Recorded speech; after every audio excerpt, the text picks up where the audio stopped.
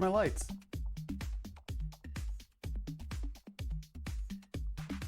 Where's my light?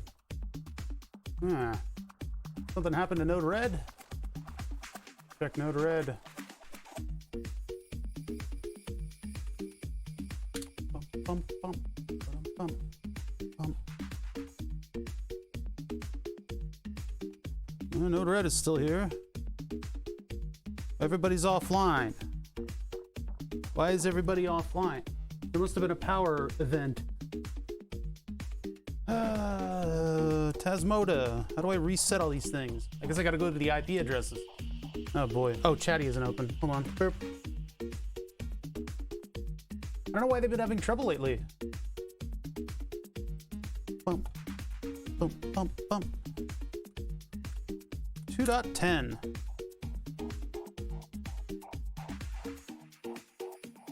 Okay, that's all the lights in here. Okay, you can't see. All right, now we're back. All right, that one's okay. Here, let's go to a better view. Bring this over here. Go like this. Bring this thing over here. I'm gonna put chat back up on screen. Okay, there, now I can see you guys. How's it going? All right, that one works. Next. How's with the rest of the corgi? Willa did a mega sploot the other day. She was in bed, and since it's gotten very cold out, she's been sort of seeking warmer areas. See, why is it? Okay, so that works there, but in Node Red, track light. So I need to put my floor fan on one of these things. Stand, shop, game, mill. Where the hell's... There it is. Track. Offline. My toggle doesn't work. Oh, suddenly it's online. Oh no, that's the shop fan. Oh yeah, okay. Wait, that one's online? Sure as hell isn't. Restart. Go on to number 12 while that restarts. Face light. Current stats, nothing. We're gonna hit restart on that one.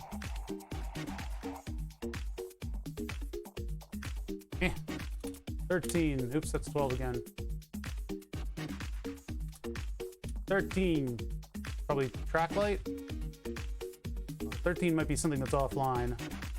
I had to static up all these IPs so they all, you know, agree with one another, but it seems like they're not as reliable as they used to be. There must have been like a power thing going on last night. And I guess they all just, I don't know, they biffed it. See how everybody's coming back online now? There's my face cam light, at least. Where's my desk light? 14's not giving us anything. Let's try 15. I guess we just gotta give it a minute to think about what it's done. Desk isn't turning on and off. Why are you like this? We gotta fix my desk lights. If we can get to that today, I'd be happy. I need to rewire them. I need to use better wire inside of them. They're just bad. They like blew apart and stopped working. Okay, there's the desk light. Let's restart that one because it seems to be a little shaky as well. Let me revisit to see if 14 is anything. Oh, no, not 148. No. Boop, boop, boop, boop, boop, boop, boop, boop, boop. I like this song.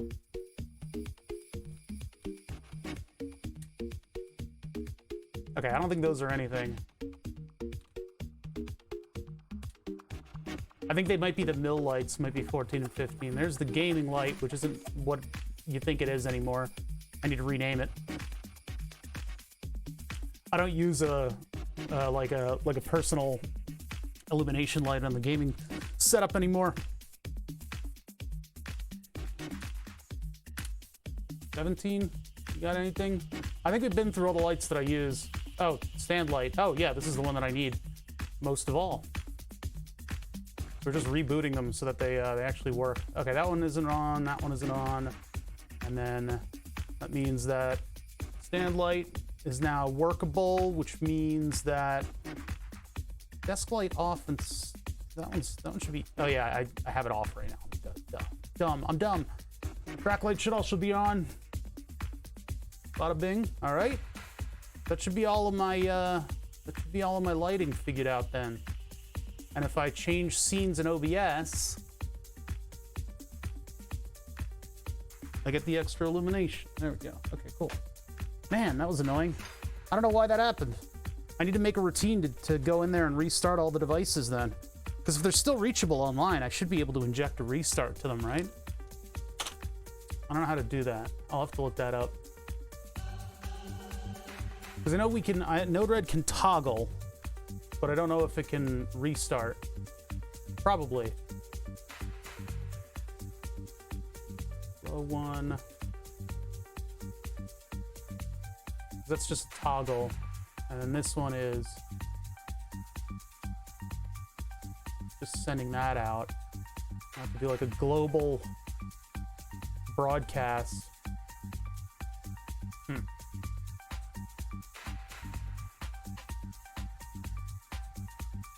Actually, I think I can send the HTTP request. I think that's the whole point of this. So I can just send the HTTP request with the Stream Deck, and maybe I can send the command as being restart. I don't know what good commands I can send. Well, anyway. Yeah, reset button would be probably good to have. Lee Mages, Moon Revisited. We're going back to the moon. How's everybody doing today? Just had a little kerfuffle with my my streaming setup, all the automation that I set up in order to make my job a little bit easier. I don't know what it is. New router, who dis? Could have been a little spiky in power overnight. None of those things are on backup. The computers in here, of course, they're on computer backup so that the generator has time to flip on, and so it doesn't blow up my whole house. That's just the compromise that I had with Pico Energy. Wait, do we have Pico Energy? I forget who does the energy here.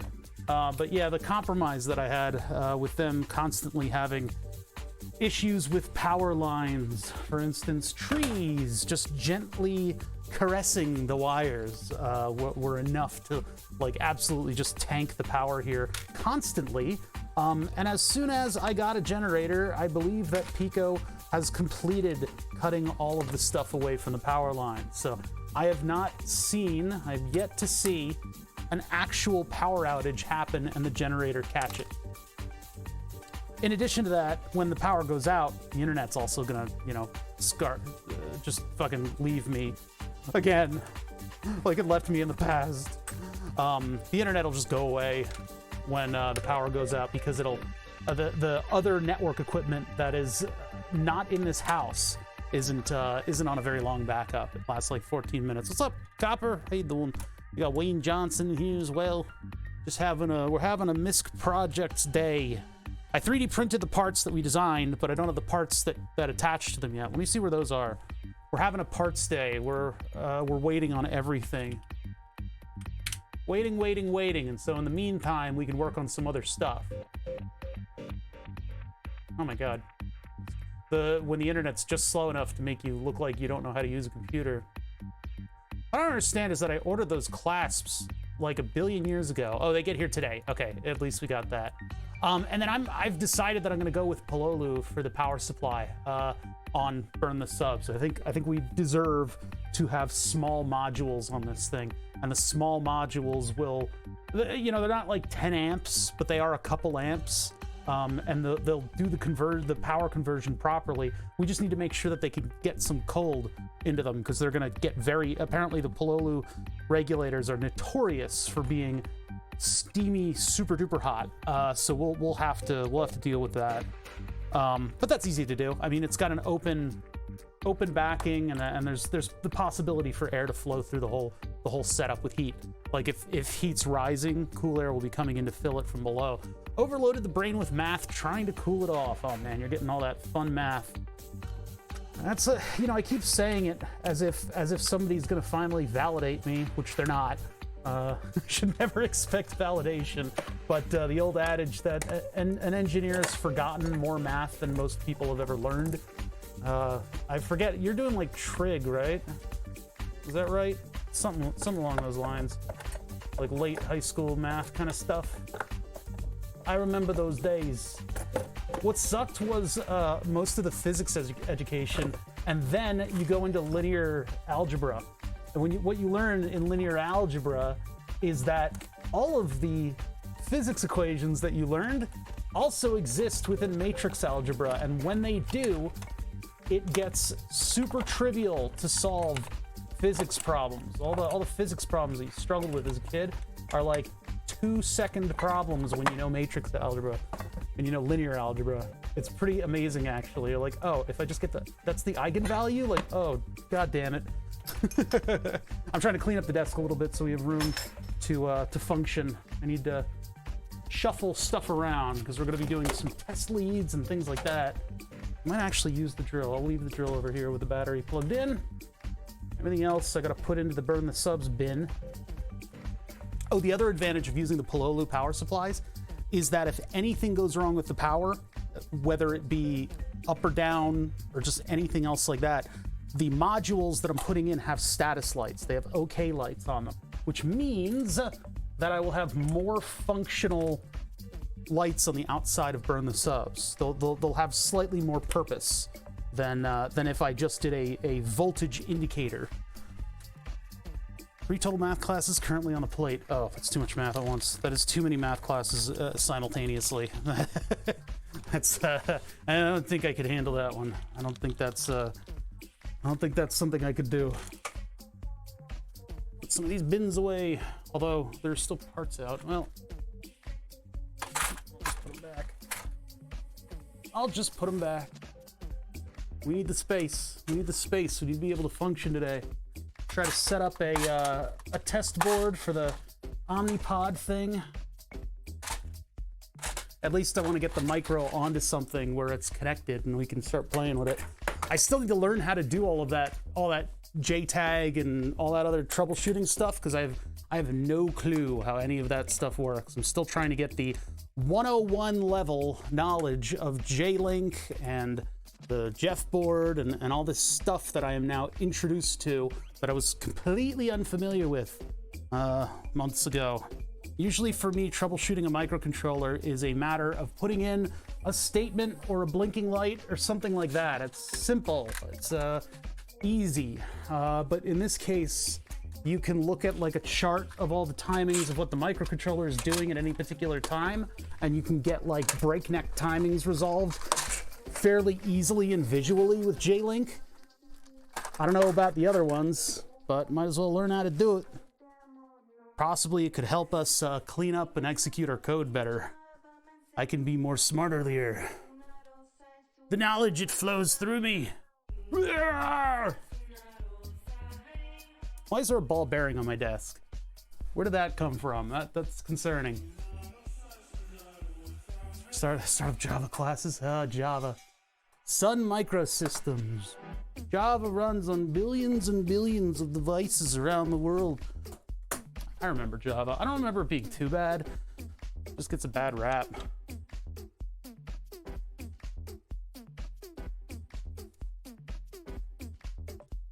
It is weird, though. It's weird compared to other programming languages.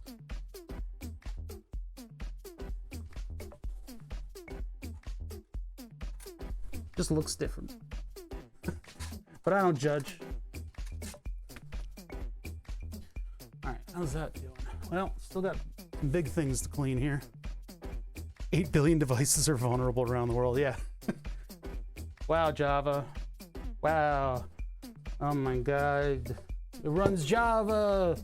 Everybody look out. He's gonna Java.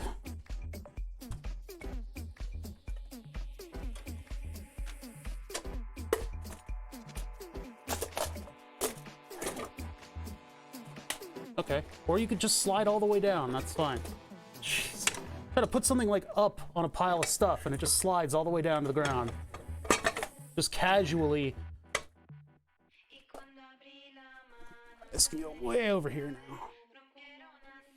There's a bunch of miscellaneous stuff that I'm really hoping to get to. I don't know how much of it we can actually get to, though. It's never as much as you think, you know?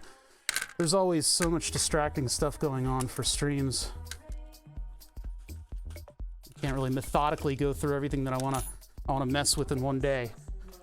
But we've got an opportunity here where I'm waiting on parts for everything.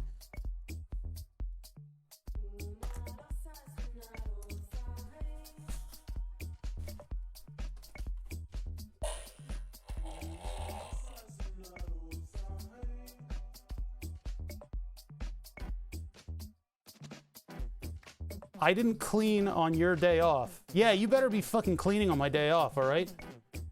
Jeez, what the hell's wrong with all you not cleaning on my day off?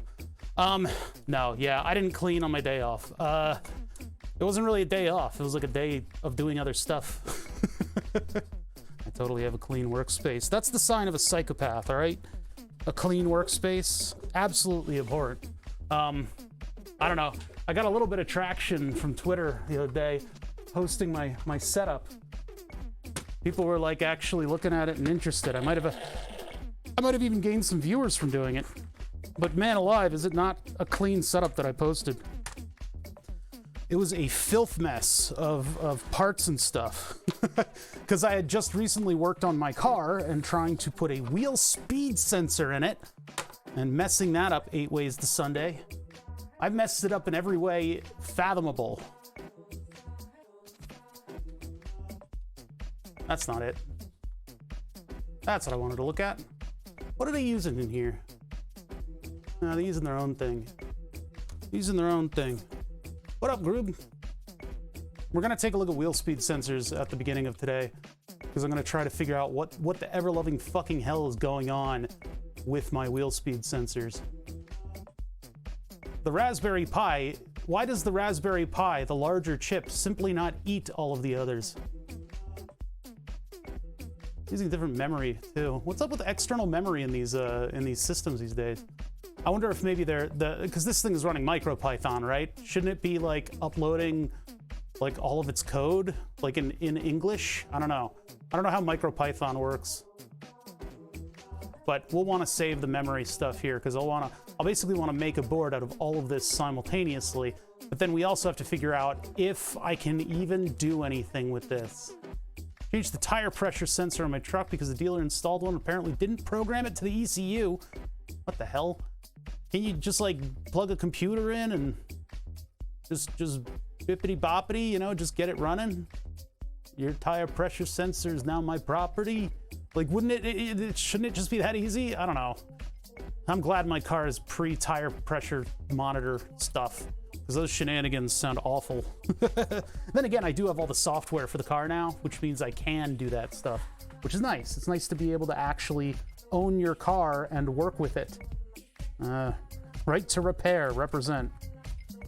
This little board, I guess, will go in here. Where'd my Pi Picos get stored? I thought they were, oh no, they're in a different drawer, but the one that I use is in here. Just put it with the Arduinos. Julian has been champing at the bit to try to get back in here for something, anything. And I told him, we don't need a project to get you in here. You can just come in and dick around. He can only do it on a Sunday because he has a real job. And then, or sorry, on a Saturday, because he has a real job. But we're hoping to do that soon. I mean, we got the turkey holiday coming up here on the 25th. So we'll have to figure out what my schedule is with that, because the whole family is coming here, which is its own set of stress points. I need to go through these bins at some point, these bins that I've stacked right here, and start throwing shit out. Today was garbage day, so I've been through the ringer on some of the things, but we should probably look through these bins and see if I should actually hold on to that thing that I've had for years in these bins. Because if I can free up some weird space with these bins, you know, maybe I can store some stuff a little better.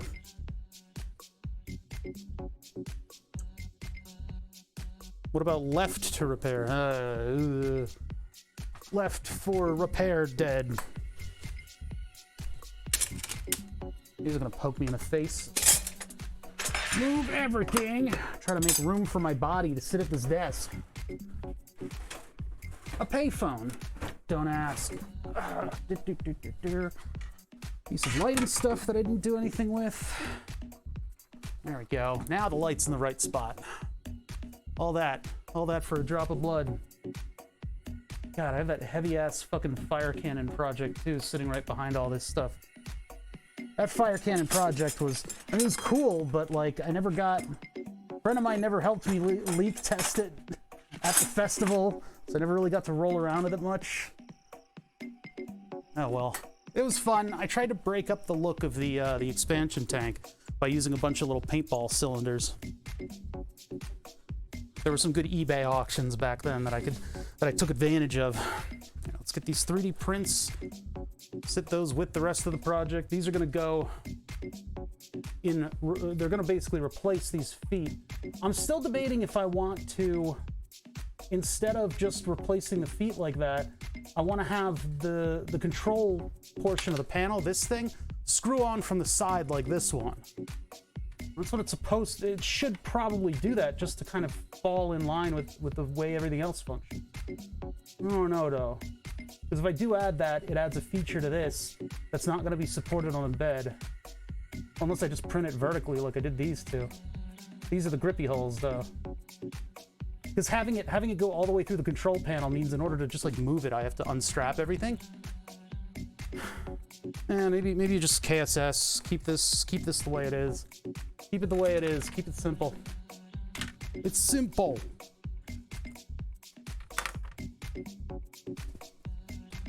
But yeah, I do like the direction this is headed in, because this is a very clean look, and everything is nice and mounted and clean and, you know, pristine and all that stuff. Still gonna be a fair bit industrial, but it'll at least all fit together nicely and sort of look like a unified project instead of a bunch of stuff that I just threw up on the wall. Or literal throw up on the wall. I got the Jeff link. I have absolutely no idea what it does. I guess it helps me troubleshoot stuff, but I've also learned, thanks to my Aegis butting in, nobody asked, but I'm glad he responded, because he actually was telling me that this does not run the latest and greatest in firmwares, and so it's not up to date with the Blackmagic, I guess, device probe. I ended up going on eBay and I bought a probably imitation J-Link device. It's a V8, I guess, that we can possibly use to see what the hell's going on those Omnipod circuit boards. Yeah, but yeah. Only the best jokes here. So we gotta set up a little test setup to set up so that we can set up and upset and figure out if this fucking thing works. That is a wheel speed sensor. It's an ABS sensor, part of the safety systems of my car, and it is the one that is fucking me over the most. I tested several. This is the third wheel sensor to go into that wheel. The other two mysteriously didn't work, and it's starting to feel a little, I think this might be the fourth actually. The original one, of course, stopped working, I think. Actually, the original one could have actually still worked. Then again, I set up a test for, I tested these with a multimeter. I tested the ones that I took out of the car. I threw out all the ones that I took out of the car, so they're not here. But I set up a test for the old sensors, and the only one that was good was one of the rears. So how did my car grenade 3 wheel speed sensors? It shouldn't be able to do that. It really should have probably only have been 1 wheel sensor that was going bad, and I should have used the computer from the start in order to figure that out, but I didn't. So I hooked it up to the computer after I replaced all 4, and that was a problem in and of itself. And so the computer said that the driver's side was bad. So that's new sensor number 1, dead. I replaced it with an eBay sensor, and I tested, sorry, not eBay, I replaced it with an Amazon $20 wheel speed sensor. That's what this is. $20 wheel speed sensor I replaced it with. Put that into the car. Hooked it up. I hooked it up to the multimeter and I got a result. And then I plugged it into the car and it immediately failed. So I got another one. But I'm not going to do anything with this one until I confirm that this one definitely works. Because this could have been a DOA. So if this one definitely works, then it's my car that's killing them and not me. But if you go through this many wheel speed sensors, you're doing something wrong. How many insulin pods do you use in a month? And what is it, 4 weeks? And a new pod approximately every 2 days. Two plus, if I really stretch it out. So basically every 2 days I get a new pod. You can do all the date math you want. I'm not gonna do it for you. You can't just come in here and fucking fire a math problem across my port bow and expect me to engage. You do your own math problem. Yeah, is my car a murderer? I don't got the bandwidth for that.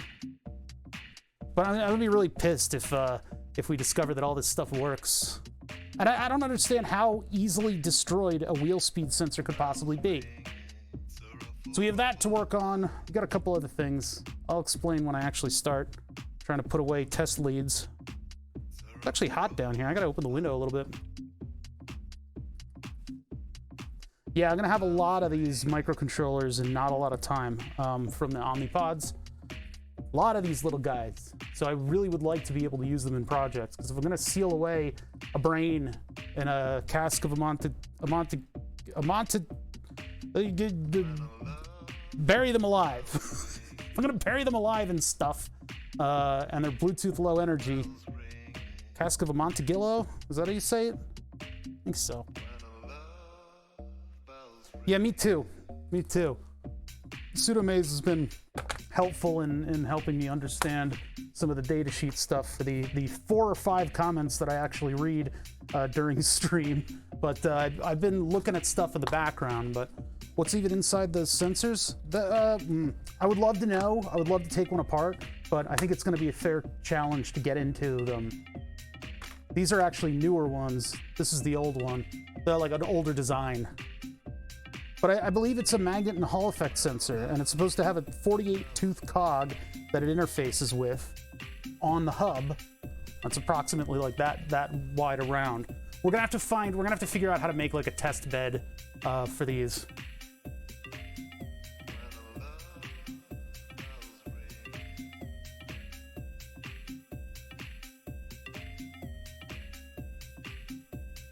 Yeah, it's a trigger wheel. How many controls you had to work with? It's like infinite. it's an ever replenishing supply. It's like a mana bar. I just have to wait long enough to recharge my microcontroller supply. I could make a computing cluster out of these fucking things. And the thing is, like, you're supposed to throw them away. Like, if anything goes wrong with the pump at all, you just throw this thing away. This goes in the garbage. It's so wasteful. I hate it.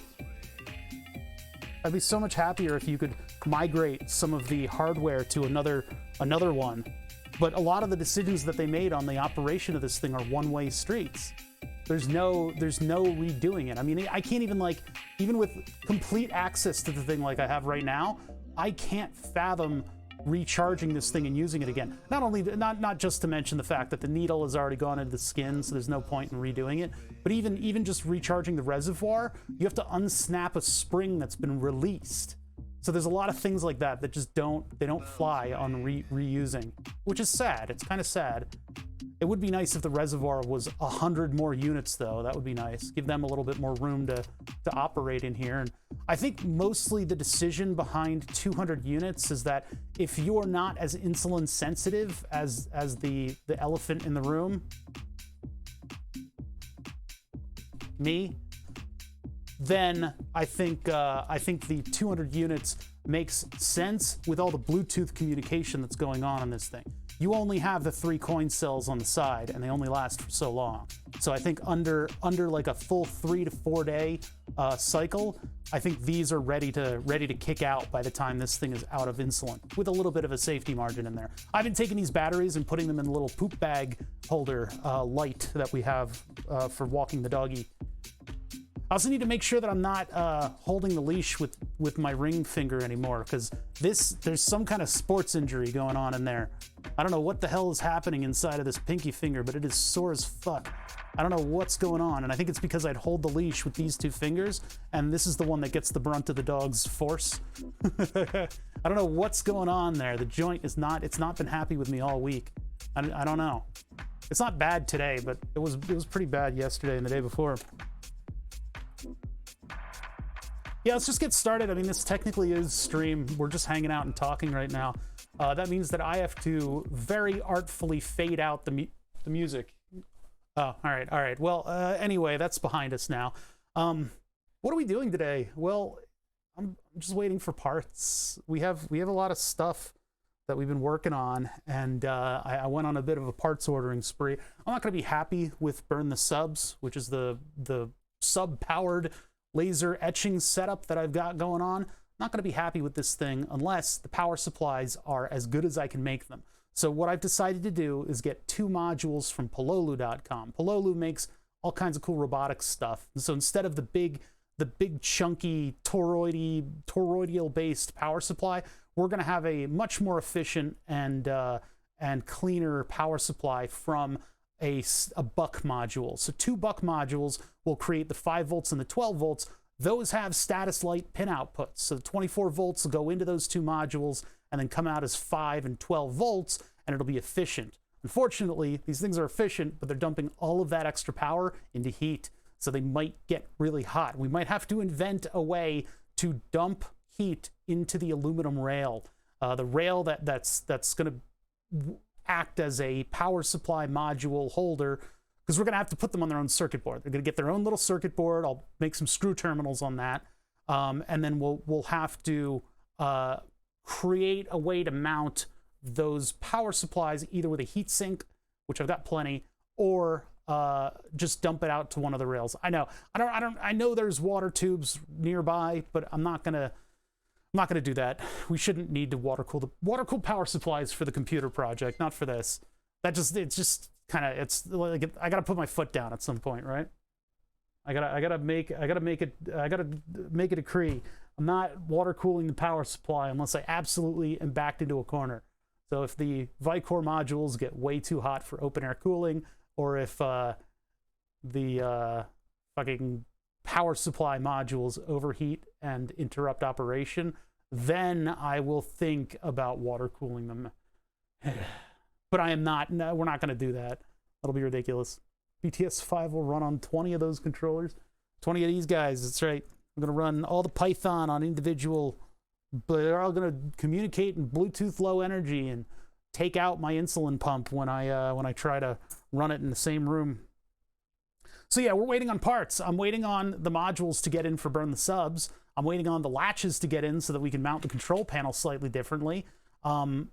Debating on whether or not I want to redesign this part, because this part I could redesign to hold on to the side, and then this could have just like a little cut-in area for the screw to go, so that I wouldn't have to mount horizontally directly into the maker beam, and it would be adjustable from the side on its height, just like the power supply is, and everything else on this board, because this would be the only module that screws in directly from the front.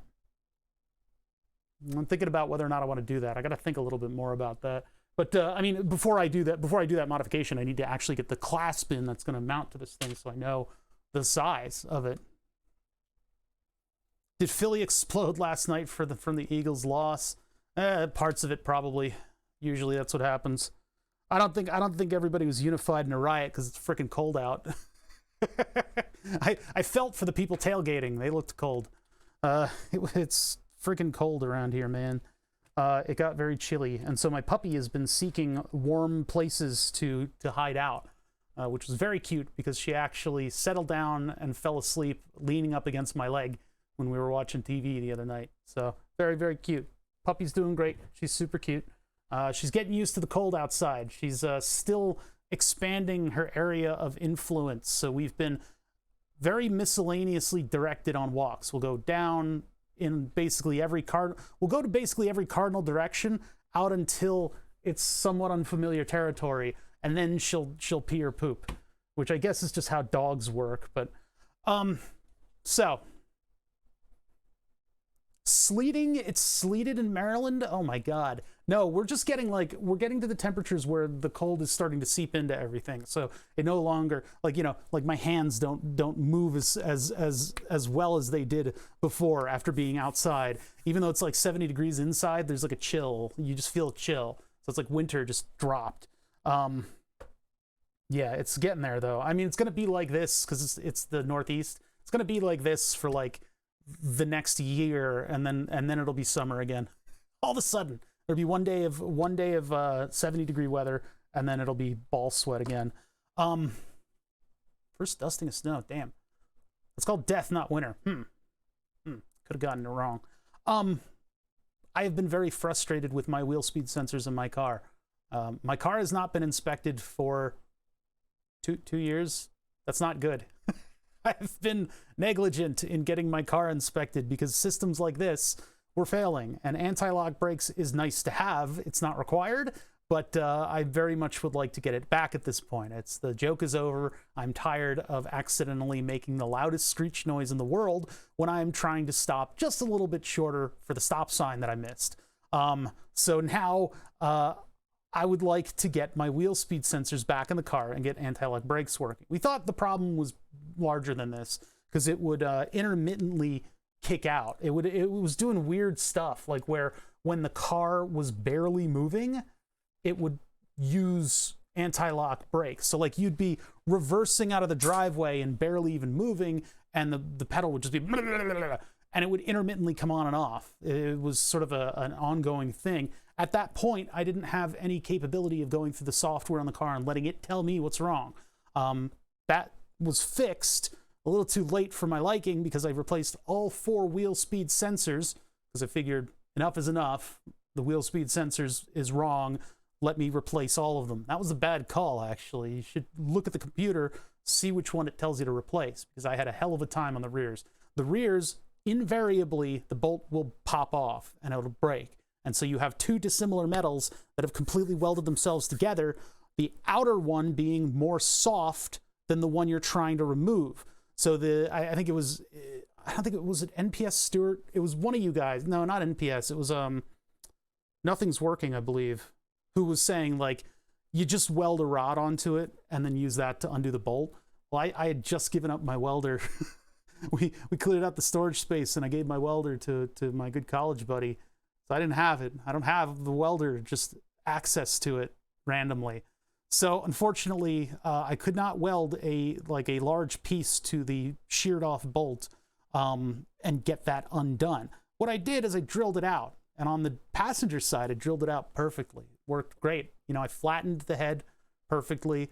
I put it all to the center and got a little center punch on it, and I carefully got the drill to the right angle, drilled straight through, and then I had a tap, and the tap sort of found threads, I think, and re-tapped the hole, got a bolt in it, OEM, except that the bolt is it's like a totally different bolt. It's like a different type of bolt.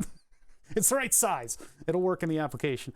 On the other side, however, with all the brimming with confidence in my abilities, I said, I am going to do this the proper way. And I use this thing that you hammer, and it pushes down on the bolt while also trying to loosen it.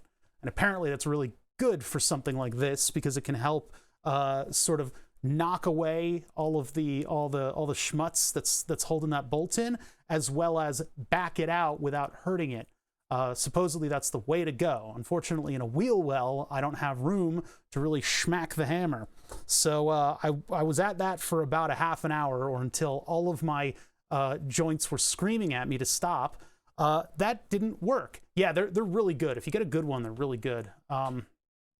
But I then put a wrench to it and sheared off the bolt head. You can't win with these fucking things. Welcome to being old. It's not that bad. It's fine. Everybody likes to complain about it. It's fine. I'm not complaining about being old. But anyway, that one also snapped off. So I did the same thing. I flattened the bolt head with the Dremel, and then I punched the center as great as I could get it. I went to drill it, and I sat back and I drilled it, and I wasn't seeing what the drill was doing. Turns out, instead of the drill going straight through the bolt like I wanted it to, it moved to the side in sort of a nice little machining path in order to make the bolt hole into kind of a weird oval and then start to bore down into the aluminum. So like what was left of the bolt was like a moon shape. It was like that with like a little cutout in the side, and it like walked out that way. I tried to see if I could rescue it from there, but there's no chance. Everything I did, the drill just wanted to go down that same hole. So I ended up drilling on the oblong, odd-shaped hole, and I got the tap on that, and I managed to tap it. So now there's like a 3 metal sort of ensemble going on there, where like some threads are suddenly on steel, and then they're on aluminum. I put the bolt back on it, and according to the computer, that wheel sensor still works. So my weird off-center hole with all these different metals in there.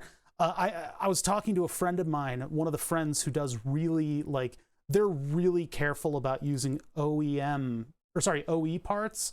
They use all the really expensive parts because they can, and then their cars end up looking new, even though they're like, you know, from the year 2000.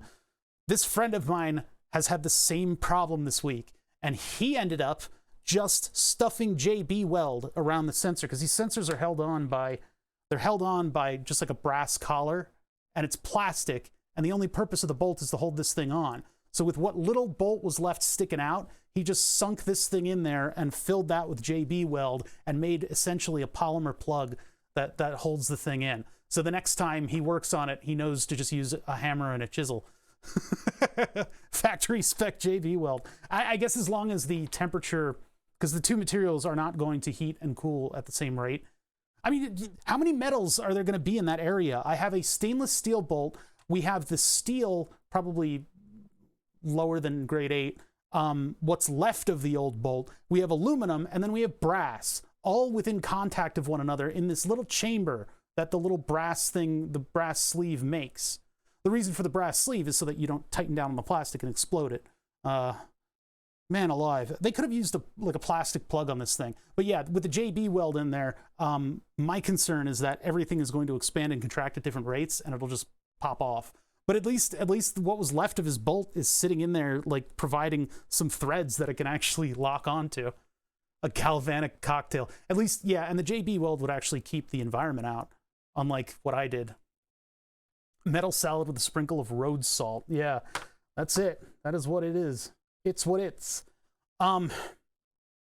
Anyway, so I got all of those replaced, and then I back out of the garage ready to see all the lights on my dashboard be off, and they were for 1 second, and then they all came back on. So I finally figured out the computer, because at that point I was saying, maybe it's not wheel speed sensors. There's a lot more that goes into ABS, like a steering angle sensor, like a rotational, like accelerometer kind of thing. That's called gyro. Anyway, there's other sensors in that system that I need to check out. So I did all the computer nonsense, and I got my laptop able to actually use a piece of software called INPA. It's some BMW scanning tool that yells at you in German when stuff is wrong with your car. It's a very authentic experience. But having gotten that software working, I then immediately discovered, taking my car around the block and manically looking at the computer screen while I'm driving, real safe, I've discovered that the only thing that's wrong with the ABS system is one wheel speed sensor. So the driver's side wheel speed sensor. And I was like, how did I kill that? I mean, I know the plug gave me a little bit of grief, and I didn't know if I plugged it in all the way. All caps German. Yes, in some cases it is all capitalized, and it's a compound word. So maybe I pinched a wire. Maybe I did something wrong. Usually you're the problem when stuff like this goes wrong. Or it could have been a DOA, because I didn't spend more than $20 a sensor on these things. They're very much not the original equipment, which is $325. So I'm not spending that much on an individual sensor. I just don't think it's necessary. Father would later die in an auto accident when his ABS went out. Anyway, so is there another type of German? So I bought another wheel speed sensor. Yeah, it's a magnet and a switch. Like, how complicated could these fucking things be? What I was doing is hooking them up to the multimeter and flicking a piece of metal across it. And what I would be able to see is the AC voltage go up, right? And so I tested all of the old sensors that I had on me. So I had a new sensor, and I had 4 old ones. And of the 5 sensors that I had, 1 worked. And it was an old rear wheel speed sensor, which is a different design. They don't swap with one another, because whoever designed these cars are fucking awful. Love the clickbait title. Listen, I'm very mad, and I'm explaining why I'm very mad right now. This is where we're trying to pull the W. Wheel speed sensor. So I have a new one, 4 old ones, none of them work. Order another one. That's the one I'm holding in my hand right now with a cut cable, because I put this one in and it failed. So now I ordered another new one. That's 2 individual ones, one that came in a 4-pack, and then the old ones. And I've thrown out all the old ones, but I confirmed this one to be working using the multimeter test, flicking a piece of metal on it, watching the milliamps go up. Bolted it into my car. Drove out of the driveway expecting all the lights came on. Plugged the computer in. Driver's side wheel speed sensor. Now the thing is, BMW and their infinite knowledge and wisdom in constructing cars decided that it would be a really cool place to put the ABS module if it was right above the exhaust pipes. So a lot of heat gets into the module. Its heating and cooling cycle is a nightmare. Season changed, wheel speed sensors go bad. It could have something to do with the ABS module itself. Now I've ohmed out the pins and everything, and I think there's proper voltage on it. So there's a possibility my ABS module's gone wrong. It would be a shame if somebody wrote up a comprehensive guide to, hold on, E36 wheel speed sensor guide. Which I think is ABS module guide, but it's it would be E39, and it would be ABS troubleshooting guide. It'd be a shame if somebody wrote a really nice guide on how exactly troubleshoot everything. Why is it not here? Hold on, I'll get it out of Discord. Get it out of Discord. Beep bop, bop. Microcontroller talk. We'll work on that in a minute. First, I gotta go to, where's the Beamer forums post? Where you go?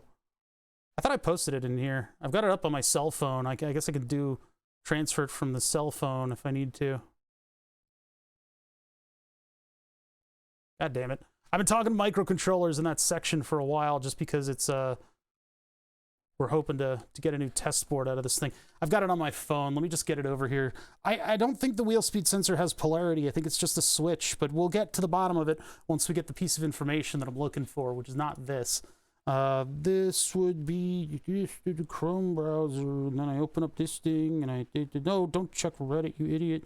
Copied it, and I'll send it to my stream projects in Discord. God, I feel like a boomer when I do stuff like this. I'm like, hey, how do I open a PDF, kid? I'm gonna ruin the planet. Bada bing, I'm a boomer. All right, there we go. So open this up in a browser, in a Bower. Okay, so here we are. ABS problem with the E39. There is a huge post on how precisely to do all of this stuff. And it's actually interesting how easy it is to get to this because they put it right by the exhaust of the motor. You just stick a freaking screwdriver in there and this whole plug with like 1 billion pins pops out. It's one of those really nicely over-engineered German plugs that has the collar on it actually pulls it into connection. So it's like super duper nice and pristine. All you got to do to undo it, put a screwdriver in there and move it, and it pops out. So then I have access to all these pins, and these pins are directly wired to all of the sensors. So I was able to actually ohm out on these two right here, the driver's side wheel speed sensors. So it's not a wiring issue. I know that. When the car is in the position 2, I'm not getting 2 volts from the pins. So we've got to figure that one out. But first, I want to just make sure that this thing works. So open image in new tab. This thing right here, this weird sort of not quite fully explanationary. Oh, my brain. This is not quite terribly fully explained circuit is what we have to run on. Now, it's got an 8-volt supply, and I guess with the resistor on it, it reads as 2 volts. That doesn't really make all that much sense. So I don't know what's going on inside of the wheel speed sensor. Really, in reality, it should just be a 1 or a 0, right? It should just be a Hall effect sensor. But we don't want to blow up, if it's like a silicon element, like an actual chip in there, we don't want to blow it up. I don't want to put too many volts through it and kill my pristine new wheel speed sensor. These ones are old. All the ones that I have in the pile here are old, and they're from a later generation of car, and I don't know if they work or not. So, meanwhile, I have to half break some plugs because you can't move the locking piece with the included tab. Yeah, you can't. With these, especially on this vintage of BMW, on the E39 series, if you touch any of the plastic wrong, it will disintegrate. And I had that happen with a plug, and it wasn't an ABS plug. It was actually a brake pad wear sensor plug. You can buy new housings, but all of the plastic on mine is just turning into dust. So I have to be super duper careful when I'm working with the actual plug-in pieces. Now the one on the ABS, of course, is super strong because it's inside the car and it's weather protected and all that. It didn't get any, sun either directly or indirectly. But all the other plastic on the car is just like deteriorating. Yeah, there's a lot of sensors in cars. Part of this DIY is troubleshooting all of them. This is what this guy was able to do. He was able to ohm out everything and get all of his different... So like at that sensor, he's getting 2.045 volts. I don't know how he's probing inside of the connectors and everything because they're so protected. But yeah, the disintegrated plastic. It just means you get to buy more OE parts. This is a brake pedal pressure sensor.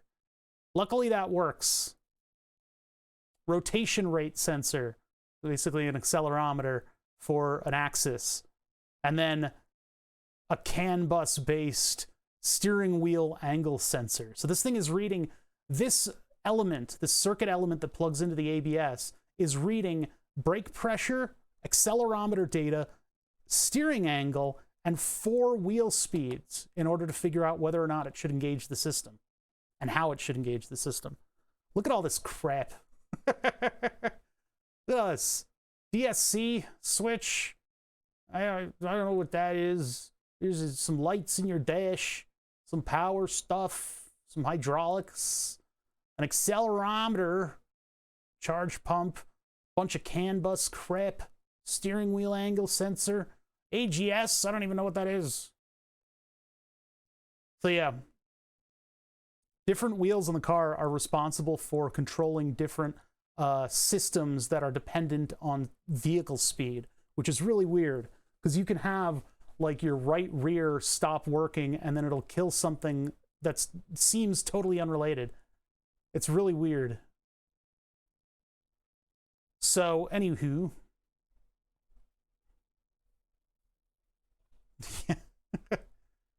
many parts that can break. That's every car now though. ABS is standard and this is how they all work. So I've also seen people go to the degree where they will take apart, they'll get into the circuit board that actually controls all the ABS stuff. And that's actually the part that goes onto this module right here. The interesting thing is the circuit board that goes into this ABS module isn't what you would expect. It's actually a ceramic substrate circuit board that basically is potted in gel. There's like a gel that they put on the thing. We've only ever seen this before in solid state relays do that sometimes. But yeah, it's like a ceramic substrate with the chips directly on the ceramic substrate and then bonding wires to all the different pins. If I do E39 ABS module repair, maybe we'll get a picture of it.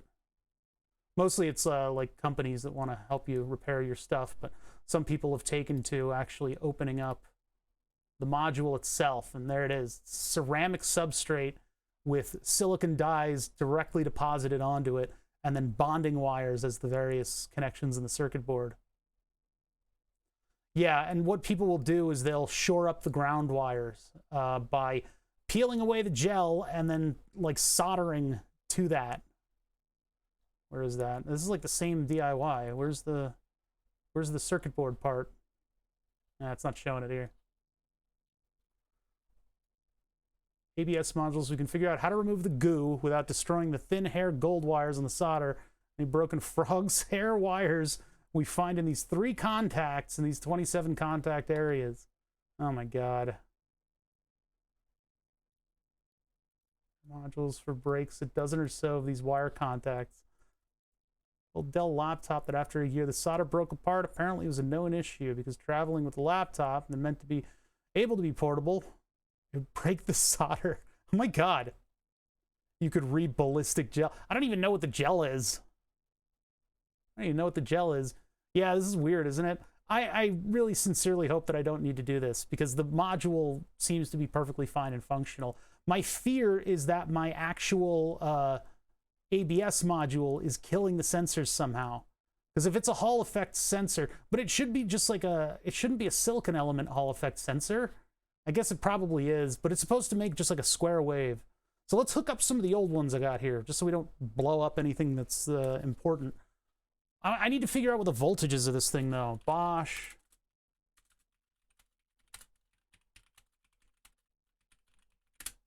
Try a test circuit on this. Most of this stuff is for mechanics, though, not for idiots like us. You know, they're not going to give us exactly what the circuit's going to look like in terms of resistance and power supplies so that we could hook the O-scope up to it. And the best place to test it, obviously, would be in the actual car itself. But here we are. Repaired ABS Bosch 7. What the fuck? More bonding wires. They're all pointing to bonding wires. What is this one? That looks like a bunch of relays. I don't have anything to do with that. What about this one? That's not right. ABS solenoid valve. No.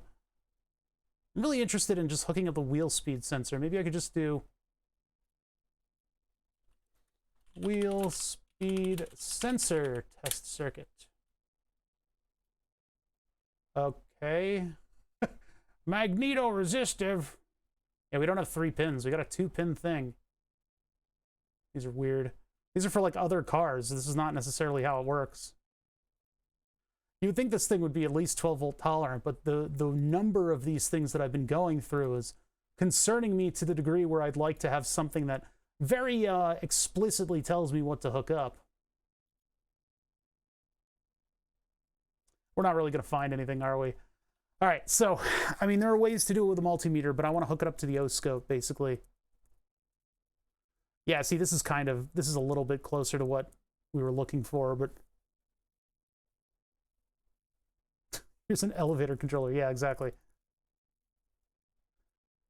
We don't really have a wheel, a cog wheel that we can put it at. Yeah, see, this is basically what we're supposed to be seeing, is a nice clean square wave. Oh my goodness. Winding, trigger wheel, soft iron core, and a permanent magnet. I can't 3D print a metal wheel. What is your problem? Let me see. I think I might have some scrap that'll do as just like a test thing. I mean, oh no, I don't have it with me. I was using my sockets and moving it next to the socket set to try to do that. But I think, okay, hold on. Let me just get my production stuff back. I don't know if a 10K ohm resistor is what's in in the cards for today. We can do 8 volts on the power supply. I just don't want to blow up any of these modules. And then of course I need something that's a little bit more consistent than me waving a piece of metal in front of the sensor. So I think I have a like a flat gear wheel thing over here in the corner. Let me just take a quick look. Oh, where did that thing go? Is it going to be too long? Be over here with all the rods. All of the rods in the corner. It's possible that I have a piece of steel. Otherwise, I can just flail in front of the thing and it'll be okay. That's an Acme rod. That's a piece of plastic. Would an Acme rod? No, an Acme rod wouldn't do it. Too small are the features of the Acme rod. Just go to the junkyard and get a hub.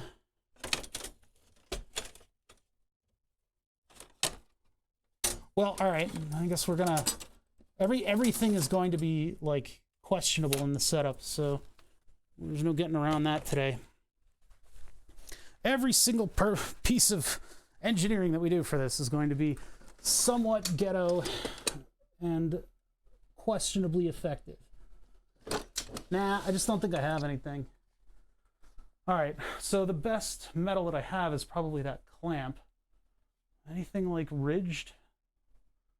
Not really seeing anything. Any like weird tools that I could use in order to just set this thing to trigger.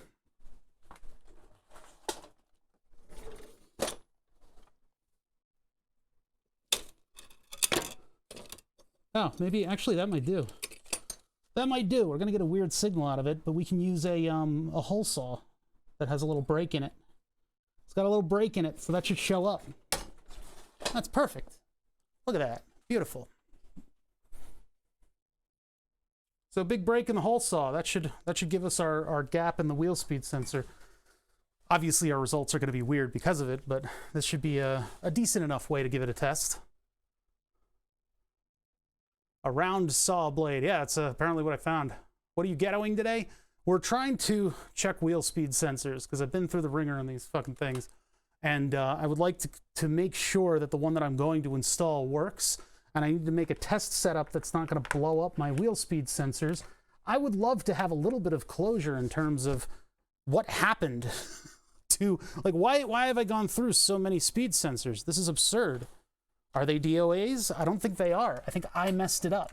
And I would like to know how so that I don't do it again. I always go through, I went through this with my last car, which is why I have all of these wheel speed sensors sitting here. And I don't have any of the speed sensors from this recent bout because I didn't think I'd have to keep them. I threw them all out. I didn't think I would be here in this situation. Multimeter. So this one's the special one. We're not going to mess with this one until we're confident in our setup.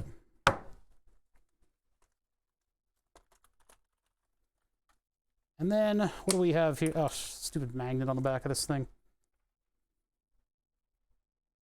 It's like, why are these so sensitive?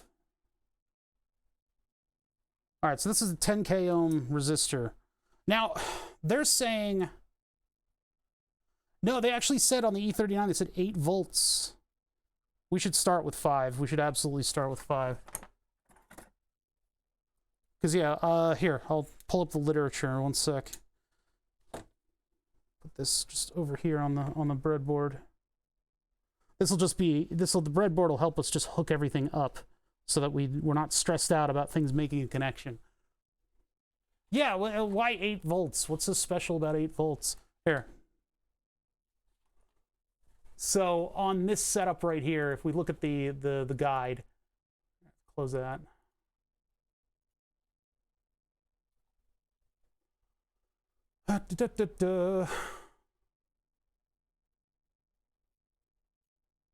Stiff 20 AWG, label the positive with the white tape, stick the ends of the wire into the appropriate holes of the ABS connector. In one direction, you should see 1.7 to 1.8 volts.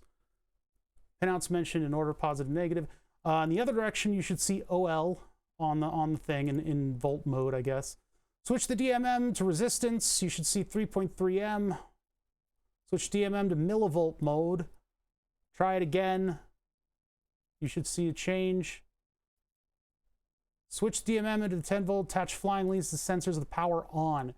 You should see the voltage going to the sensor and the return signal. Expect a baseline voltage of 5 to 12 volts, depending on the ABS system. That's actually, I think they said it was 8. Expect the baseline voltage to the sensor to change as you spin the wheel. This is all with a DMM, so this one they actually have hooking up an oscilloscope to. But again, this is a mechanic's impression of how to troubleshoot it. I want to take a slightly different perspective on this. Now, where did I see 8 volts? I could have sworn that I saw 8 volts somewhere on this thing.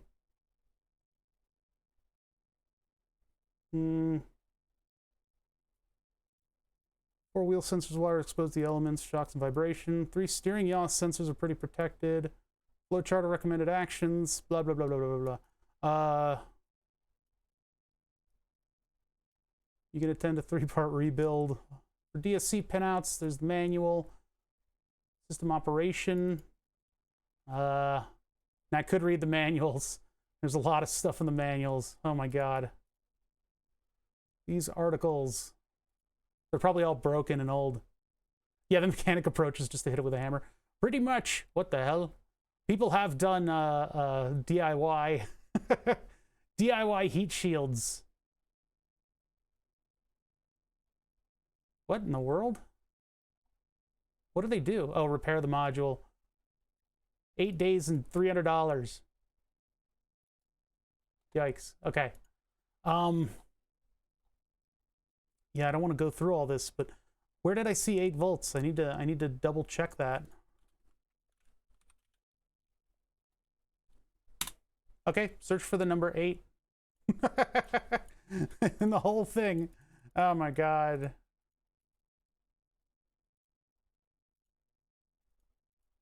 Eight days. 8. Wait, oh, that was it. Note, the wheel speed sensors are 2-wire Hall effect transducers which send a digital square wave signal with a low of 0.75 volts and a high of 2.5 volts to the DSC controller unit. Each sensor receives a well-regulated 8-volt power supply from the control module through one wire. Ground path for the sensors through the second wire back to the control module. The signal is generated by a pulse wheel affecting voltage flow through the Hall element in the sensor. The pulse wheel is integrated into the wheel bearing assembly behind the seal. This protects the trigger wheel, blah, blah, blah, blah, blah, blah, blah. So on the other side of the sensor, I should be seeing 2.5 volts. But on the first side of the sensor, I should be seeing 8 volts. So there we go. So that's what I'm doing. I'm sending 8 volts, and then we got a resistor to ground. I'm assuming a 10K ohm resistor.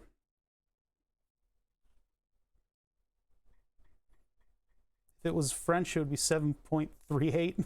What? 8 volts is so weird. It's such a weird voltage. I don't know why they decided on that. Maybe just the clarity of the signal. Something. I don't know. So yeah, we should be seeing 8 volts, and it's a very simple circuit. So let's take one of the old ones, and let's maybe just hook it up and see what happens. Now, the rubber that they use on these things is evil. Evil, evil. Evil, evil rubber. These are hard to strip and switch. Language center of my brain is trying to shut down all functions. So I got to get this like intense rubber off of the outside of this thing. And it really doesn't like to cooperate. You got to like partially cut it, and then it'll kind of like give up and leave the wires alone. I need a knife for this. I need a knife. So if 12 volts is getting shorted to it, you'll see more than 8. I don't think the car systems are intelligent enough for that sort of thing. They're not really that advanced. Why don't they just use 5 volts like a normal operation? I guess the year was 2001. Or no, for my car, the year was 1999, and all bets were off. Voodoo 3 was the ultimate graphics card. Everybody was playing Shogo. Was that name of the... It was like the pre-Unreal game that was like you could turn into a tank.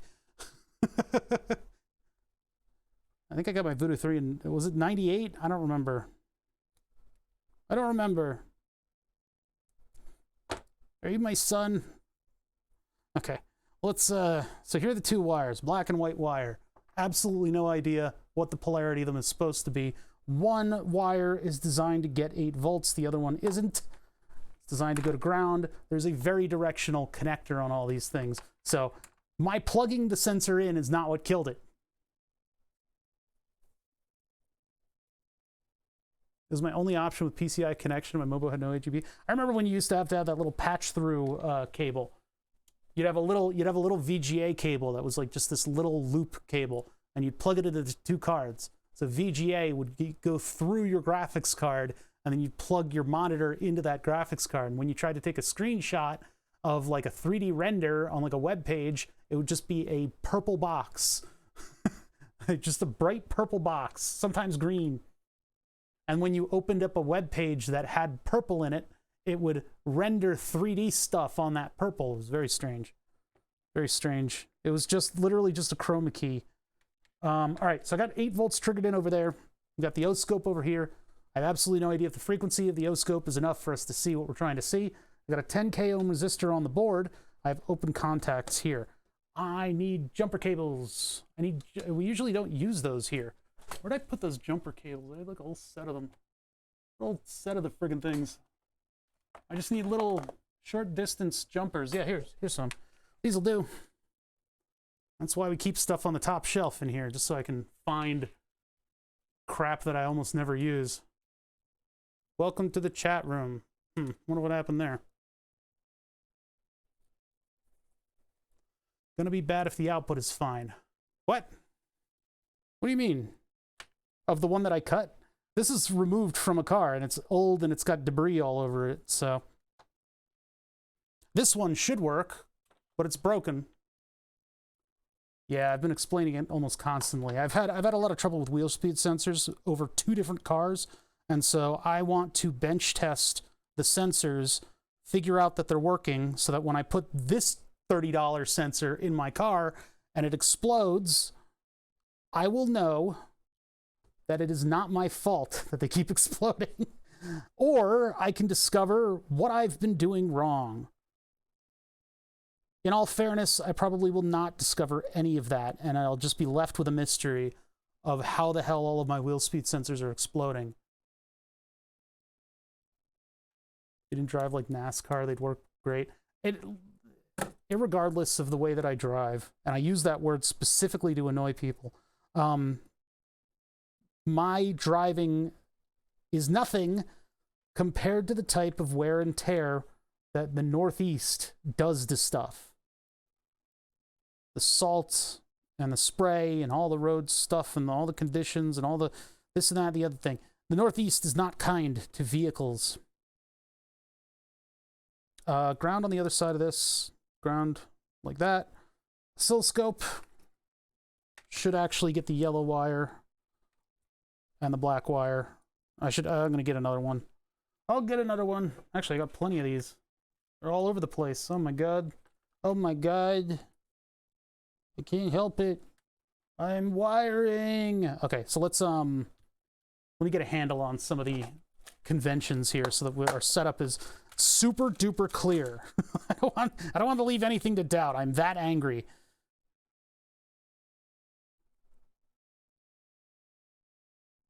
Give me this. Give me the wire. Okay, ground for the O-scope, ground for the power supply, ground for the resistor. Other side of the resistor, yellow trace on the O-scope. That's our sensor output. One output of the sensor goes not to ground. That was a wrong plug.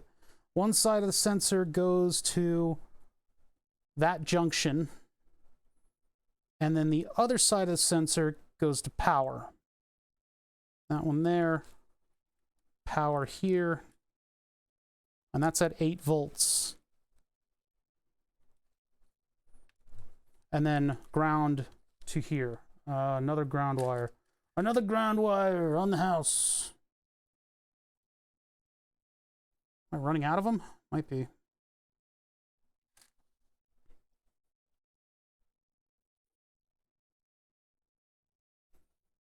Okay, so yeah, the roads here are terrible. Bada bing. Power's still off. So we've got power from the power supply, 8 volts running to the red lead, which is going to do the black lead on this one. Or sorry, the white lead, I guess. I don't know which is which in automotive conventions. If the white wire or the black wire is going to be the power or ground side. Now they are polar, they do have polarity when you plug them into this thing. I don't know if they have polarity when you hook them up just in general. I don't know how the sensor works, if it's a silicon element or what. Or if it's something more complicated. It's like a coil and some other shit.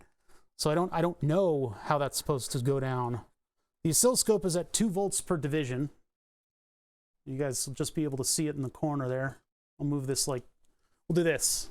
You guys will come over here in an odd new way of looking at things. And then this sensor, I'm going to put in the vise just to hold it in place.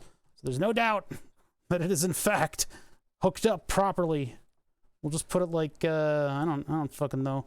Let's do it like this.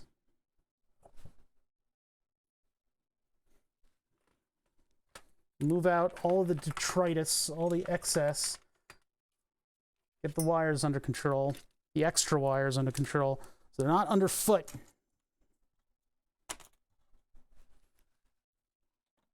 Old sensors, get out. Okay. And, you know, it's the simplest of test setups, but when you do stuff like this, you're really trying to put to bed all of the things that might, all the minor things that might go wrong. So doing a very simple test setup and making sure that it is clinically clean is kind of important to this kind of work. It's sort of like, you know, you want to make sure that everything is at a glance explainable to yourself. I've seen a lot of people, you know, throw together test setups that are just absolutely horrible. There's just stuff everywhere. And I often advocate just stopping and backing up from it and doing it over again. Because when something is a giant bird's nest of stuff and tools and wires everywhere and nothing is really, you know, surefire hooked up properly, and you got to press on it a little bit to get it to work properly. That's all well and good for like a one-off, but if you're having troubles with it, it's a good time to just sort of stop and put everything back together. So anyway, let's give this 8 volts and see if smoke comes out of it. So power on with 8 volts. Absolutely nothing is happening on this setup right now, that's just great. It's just great that nothing's happening. So we should be seeing like a latent power in this. So let's flip the leads and see if maybe it's polar. I really just hope that this isn't something where I get like one try to fix it. Now this one might be broken, and that might explain why I cut the lead off of it. What are you fixing? Wheel speed sensors for cars. Ah! No, I guess if I smack it with the drill bit, it's not that big of a deal. You should just lay the drill down on the table, because that'll hold it at a particular distance that I can control. Although this is a little wide for the purposes of what we have on the bench right now. Hold on, let me just get this stuff out of the way. And maybe I can break one of the mugs. That'd be great. I don't have any need for all of those old wheel speed sensors, so we'll probably cut the leads on those to test them. Oh, problem number 1. You see, this is why you spread out. This is why you spread out. Get everything to be just the right spot. That's hitting the ground. This needs to be like up just a little bit. I need something under it. Like a bin full of leads. So it's gonna hold it up very awkwardly. I don't want it to rest on it. There we go. That's pretty good. Yeah, so that'll hopefully be a good setup. We'll see. Cool machines you have there. You shut your mouth. Okay, so one of the problems, and this is something that is very common to putting circuits onto a perforated prototyping board, is that I am one row of holes over on my connection. So if I move this to here, bada bing, we're getting 1, 2, 3, 4, 5, 6, 7 point, probably 8 volts, although it's a little less clear. I think my 0 point is off by a little bit. Yeah, that is 8 volts, which we probably shouldn't be seeing on the other side of the sensor. If I spin this, oh God, my drill bit's falling out. How embarrassing. Wow, that took a lot. Jesus. Okay. How embarrassing for me. No activity at all whatsoever. Flip my leads around, because we shouldn't be seeing 8 volts. TBF. Okay, that's a dirtier signal. Absolutely nothing. Fucking bupkis. What about on the tip of the sensor? Anything? Any movement at all? Can you see me? Can you hear me? All right, piece of metal. Nothing. All right, that's a 10 kilo ohm resistor. So do we need more resistance or less resistance, or if, I don't know, something else maybe. I've gotten no luck with these things. Maybe the sensor is what's the problem here, which would not be illuminating. That would be annoying. Put my test leads nearby, but not away. Double check my setup. Power, power, ground, ground, resistor, scope, sensor. Probably going to reorganize this a little bit because it's kind of a mess with where the leads are. I guess I could just move this over. We'll just sneak. I'm trying to get the scope lead to be less in your face. Power supply leads up like that. This thing under like this. Plug the ground into the ground. Plug the signal output into the signal output. Then lament all of your life choices leading up until today, as you have failed on all of them. All right, let me just get all my leads to one side of this perf board so that I can see the circuit and know that everything's fine. Get over there, stupid thing. Yeah. Okay. All right. So, power, more thing, like that. No activity at all whatsoever from the sensor itself, which I guess is to be expected. Ah! I should be reading like anything at that point. Okay, so we can pretty certifiably know that that thing is dead. The tip part that reads, there's like a flat spot on the thing though. But if I do the tip part, let me reorient this.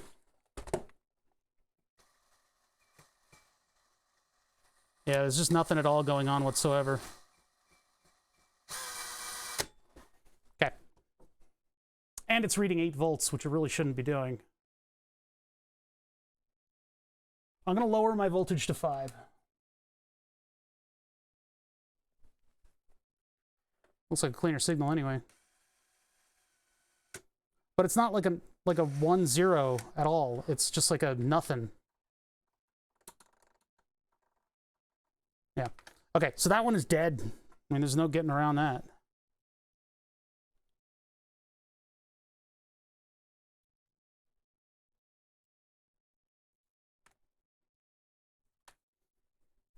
All right, next sensor. So the next one that I want to test is one of the other ones that came out of my old E46. It should be good. I mean, this one's covered in like rust, so. Ay.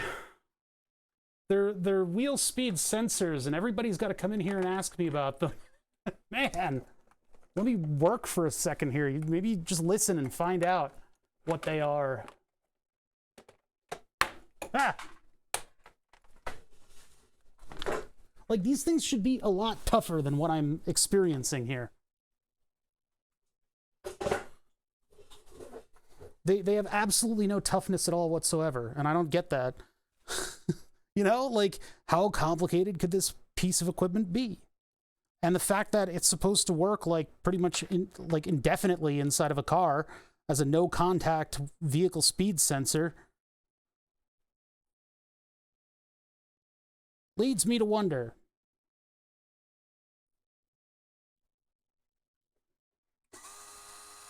Now this one is confirmed for bad. Like, we know this one doesn't work. I said to be sure. Get that off of there. Let's get one of the ones that possibly still works, which is the E46 ones. And just to be kind to myself, I think I am going to get rid of the connector on this, because otherwise we'd be required to sink pins all the way into this thing. Stop mentioning China so much. What's wrong with you? All right. Wire cutters. It'll never go in a vehicle again. R.I.P. I probably could have used that housing actually to protect my the shorted wire on the what do you call it? Shorted wire on the brake pad wear sensor. I couldn't bother to put a whole pad wear sensor in it. They're not quite. I mean, they are kind of Hall sensors. I think there's like an internal magnet or something.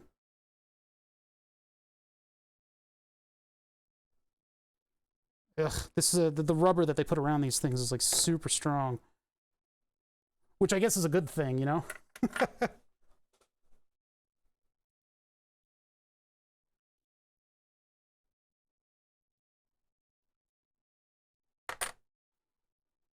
Trying to get this out of here.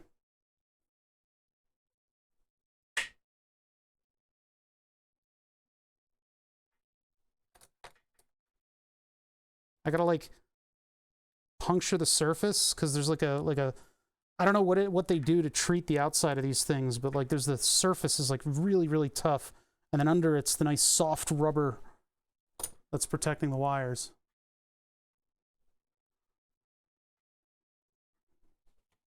Ah, man. All right, here. No, not inspect. Ah, why did they did this so many years ago where they replaced paste, like the position of paste in the right-click menu for browsers. At least Chrome did it or something. And since then, I've accidentally been looking at the web page source instead of quickly hitting paste. And you'd think I would have unlearned it by now, but nope. Nope. Still hitting it. Still hitting the wrong thing.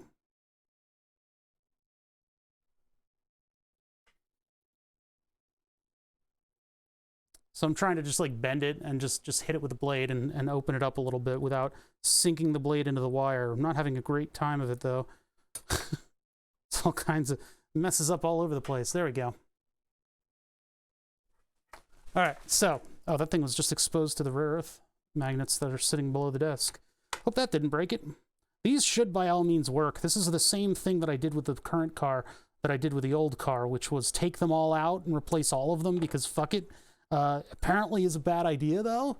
So apparently hooking up the computer and learning which singular one has gone bad is the better way to do this. But I can't be asked to do anything logical. There's like a little like pinhole in the tip of this thing. What's that about? Anyway, these are 2-wire sensors, as we went over earlier. That means that there is one wire to take the power in, and then the other wire is set up against ground where it will ground out the wire. And so there shouldn't be that much complexity to these things. I just don't know which wire is which. All of the information that you need is on the thing that I just linked in chat. All right, hold on. We got to go over here.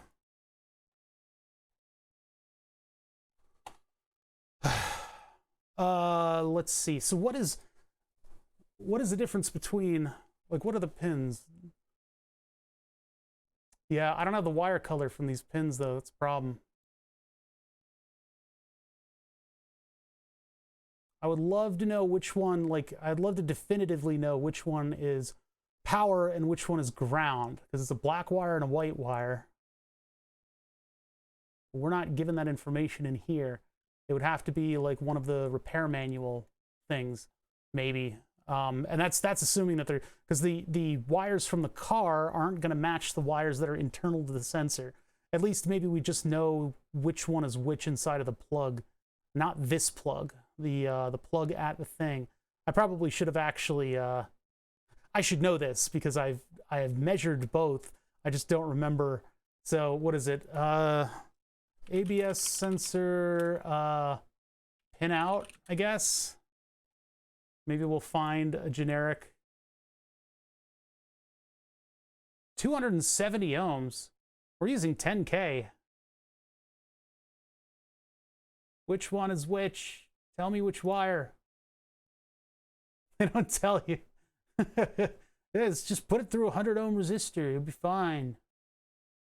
Put it through like a 3 ohm resistor and hook it up to the wall. That's what all the electronics books used to be, right? They were like, oh, you want to learn how to build circuits, little Timmy? Well, what we're going to do is we're going to take a 1 to 10 transformer and we're going to plug it into the goddamn wall. And if you survive that, maybe we'll go on to slightly more complicated topics. They would all do that. They would shove you right into plugging a frickin' lump of iron into the wall. It's unfathomable. Yeah, all these diagrams are showing them as more of like a passive element. You gotta love it when whoever's doing the DIY like crunched their finger in a car door and they've got one of those like nail marks from like the person who works on stuff. I love this. This is just alluding to a recent extreme amount of pain I love these tech streams, but I feel dumb watching it. Yeah, no. We're doing really dumb stuff today. We're just hooking up a circuit that's going to tell us whether or not these modules actually work. That's all they had to have fun with back then, is AC and wall current. I just wish I knew the identity of the two wires. They really have made that knowledge difficult to obtain. I could run out to the car right now with the multimeter and maybe get it, but then I'd be covered in soot. You know, the soot that cars have on them? Yeah, all that soot. Because we live in a pre-environmental world. I'm striking out here in terms of figuring out what the polarity is. I mean, I guess we can guess. We can just guess which one is which. Hope we get it right. There's that. It doesn't help me at all.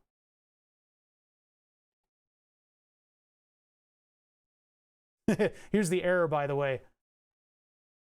Grenzau hinten links Liten Suterbrechen Far Zeg Switchgate. Okay. Huh. Thank you.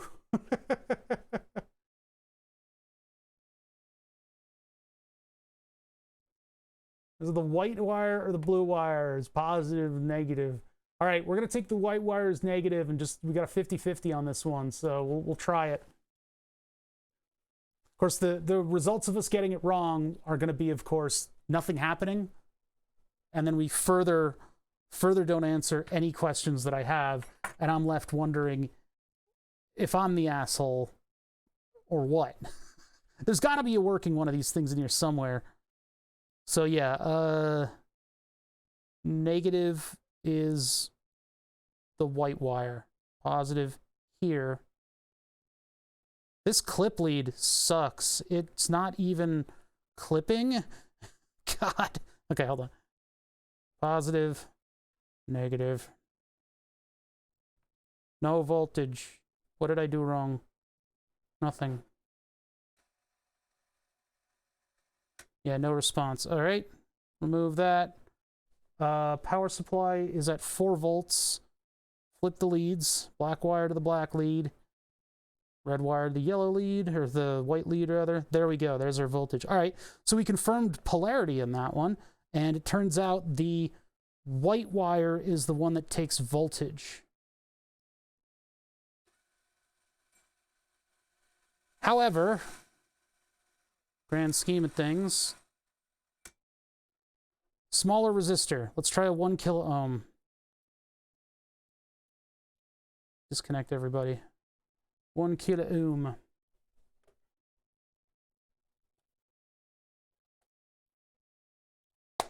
I mean, you can cite all of the standardizations you want, but in the end, it's just however they decided to hook it up.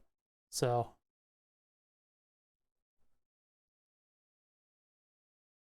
Usually in automotive stuff, there is a standard, but this is internal to the cable, and it's not really meant to be looked at by humans. So.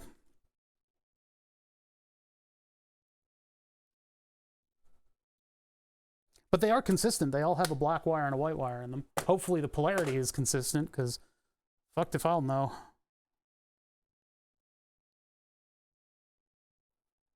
All right, hook that up to our test.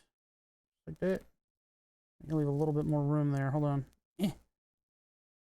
These, unfortunately, the leads on these resistors are very cheap. They're very thin, so they don't plug in as nicely as I'd like them to. Have to make sure none of these clip leads short out on one another. There's our 4 volts again, this time through a 1 kilo ohm resistor. I'm not getting anything. And if I reverse it, probably isn't good for it. Nothing. A little waviness to it.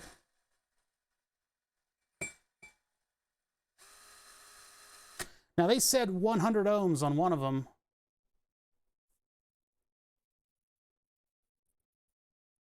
Some of these brands of SNES controller wire colors are off.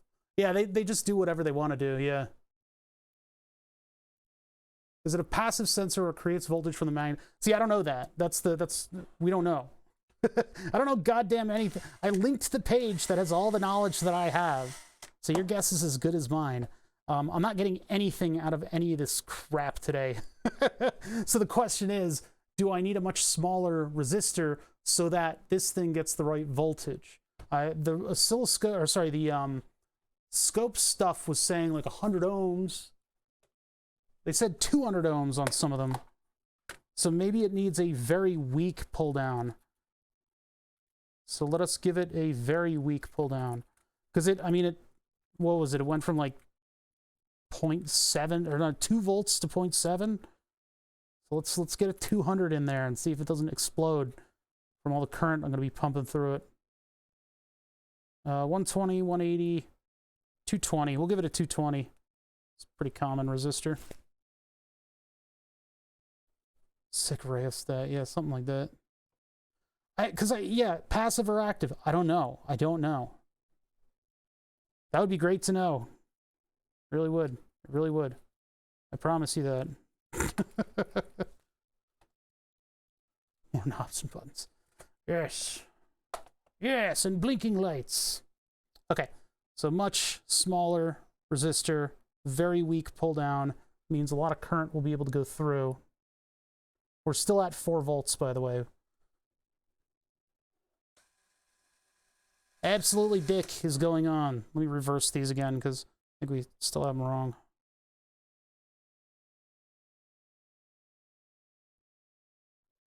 Well, there are voltage levels a little lower.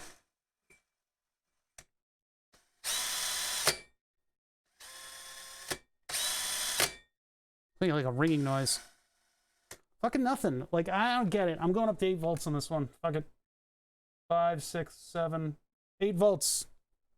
Oh, there's something going on there. That is moving a little bit.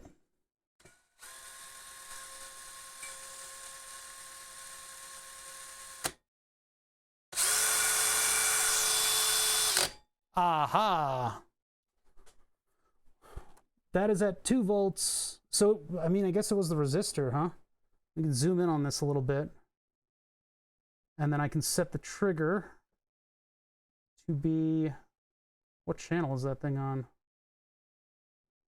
Channel 1. And then we'll set it all the way down here. We'll set it on... Code? What? Oh, what the hell? Oh, when greater than... No. What's going on here? Type. Oh, duration. Okay, edge we want. Ooh, bunch of switches going off in there. And what is that doing on my... What is that little digital nonsense doing on my... What is that? Wait a minute. What are you? Are you like a check? Are you like a digital check? Is this like that advanced? This is like a different... This is like a later generation sensor. What are you? Oh, I lost it. Come back here. Trigger in the center. Hey, where'd that go? There's like a little check in there. It's telling it that everything's okay. Well, that's interesting. That's cool. I didn't know it could do that. It's just like a little digital chirp.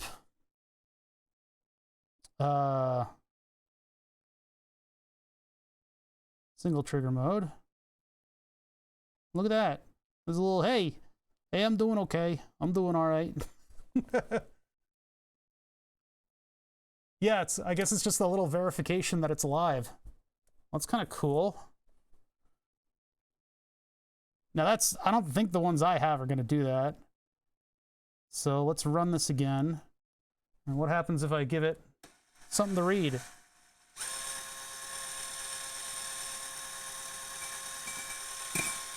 I mean, we're seeing data.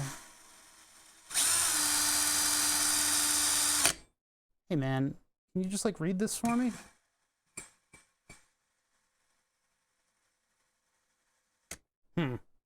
We were getting data out of the thing. Back it up a bit.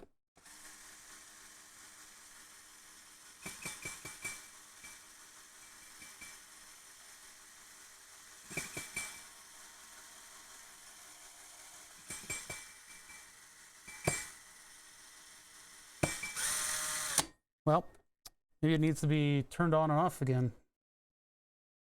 So power down, power back on, give it something to work with.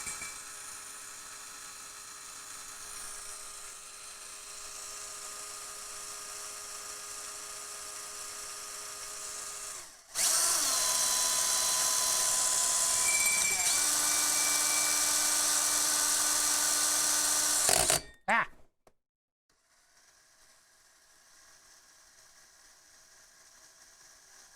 I'm trying to get one of the ones that actually has the signal in it. Maybe if we move this way over here, give room for the digital signal to come in. Yeah, there it is. More consistently. There. Got our two big digital signals in there representing speed.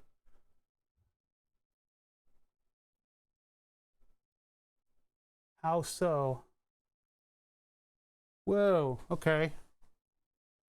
This works on a different, this is a different kind of sensor. This is a different experience entirely.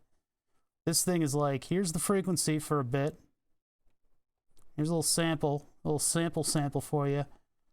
And then it's got like a little confirmation at the end that says, hey, I'm still functioning. That is weird. I've never seen that. That's cool. See, there's a lot more going on inside of this sensor than in the normal ones. Pretty cool. Yeah, try getting that on your fucking multimeter, huh? Yeah. See, I guess that's the signal, huh? And then the frequency of that, I guess, gives us information about what the speeds, what the cogwheel is doing. Now, obviously, we don't have a cogwheel. We have something a little bit different over here. So this is being interpreted as being a wheel hub. It's not exactly the right signal, but we did find some stuff out, some important stuff here, and that's that resistor shouldn't be on the kiloohms level, because then not enough current can get into the sensor for it to function. So that being said, let's jump to one of the ones that probably is bad, but we can see if this thing should not be behaving in any sort of digital manner. This thing should just be giving us like a straight up wave out of the front of it. I guess. I hope. I hope. And now we know the polarity of the wires too, so we don't blow them up. Although I don't think we can blow up the sensor that way, but then again, I've been burnt before. This one's never going back in a vehicle, so whatever. But yeah, the E46 versus the E36. The E46 appears to have a little bit more information going on that sensor, which is sort of that's pretty interesting to me. I can't believe that they were able to do that within 2 wires too. It just goes to show you a little bit of innovation goes a long way.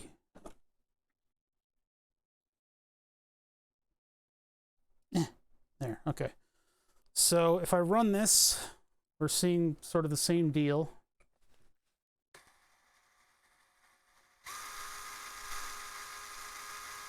Yeah, there's no info on the scope.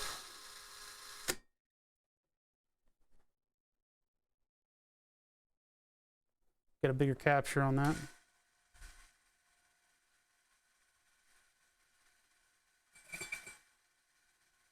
Just nothing. Nothing. I can double check the setup until I'm blue in the face, but I'm pretty sure that we're getting the exact same connections. Now, did they flip the wires? We did see a little bit of latent voltage there. I don't know if it was 2 volts or not. It might have been around 2 volts. It looked like it might have been functioning just fine. That looks like 2 volts, though. So now we're at the opposite ends of the wires. Square wave. Well, whoop-de-fucking-do. How the fuck then did... now I'm mad. Now I'm mad. Now I'm angry. Now I'm angry. Let's get a lot more data on the screen at once.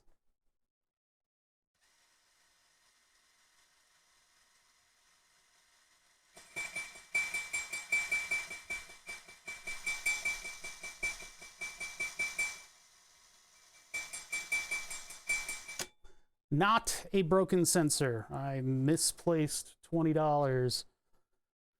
Oh, we're at 9 volts. Wait a minute. Voltage down. 1 volt. I'm a volt over. Either way, this is running really slow. We need to zoom in a little bit.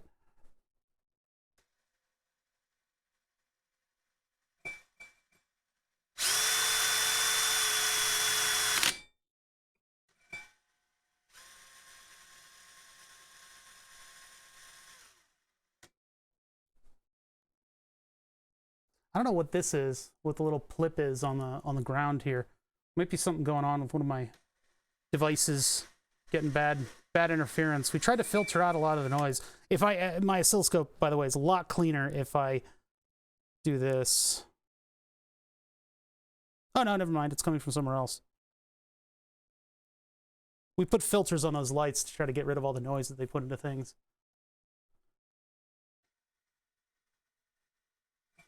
Apparently this sensor works just fine.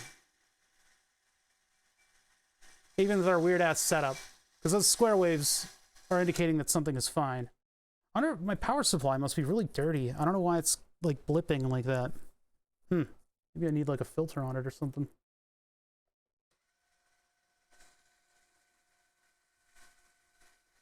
Well, okay, so if the sensor's good, that means that my ABS module is bad. And it's probably the connection to that specific sensor. Maybe the little bonding wire inside of the unit is bad.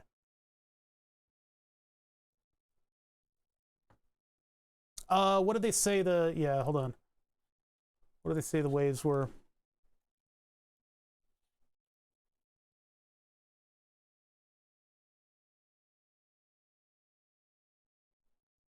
Uh, 0.75 to 2.5 volts. 0.75 to 2.5.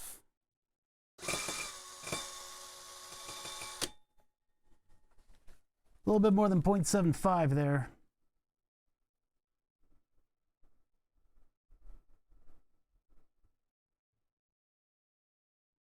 Ugh, I have to do all the cursors? Fine. Whatever.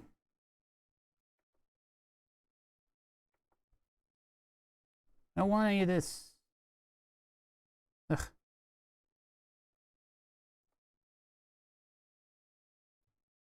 Fine, we'll do the vertical one. Just give me something that I can use, please. Okay. So this is at 1.4 to... Oh, wait a minute. 2.1 as opposed to 2.7. And then we're resting voltages at 1.4. 1.4 to 2.1. It might just be a matter of like changing the resistor. Because I mean, they say you should see a clean square wave, and that's a clean square wave. Not to mention the fact that this thing does not exactly represent a represent a wheel hub. I wasn't about to rip out a wheel hub for today. I could also do, like my test was just doing like this.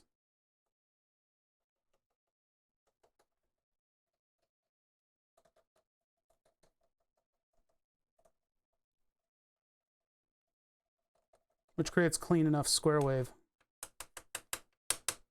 So if my car wasn't reading it, it's either not plugged in all the way. I checked the wires. So the wires have very low ohms on them. So I know the wires are good. I might have to pull the whole ABS module. I might have to do some surgery on it in here. Try to get it working again. Because that would mean that my car is not breaking these. They're just not working. If I hook this up, well, we had this hooked up in reverse, so we know that's not what's killing it, right?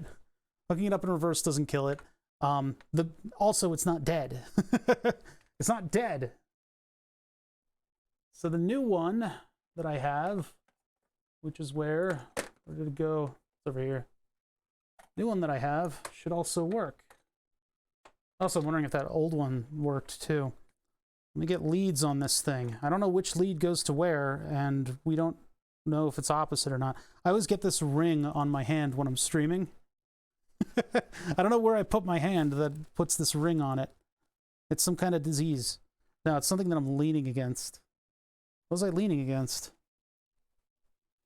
There's like a button on my shirt, maybe? No. It's like a clean I don't know what it is. I don't know what I'm putting my hand against when I'm talking to you guys, because it's not like I'm hand in my pocket or something. No. Holding this. Is it a scope thing? What does this to me?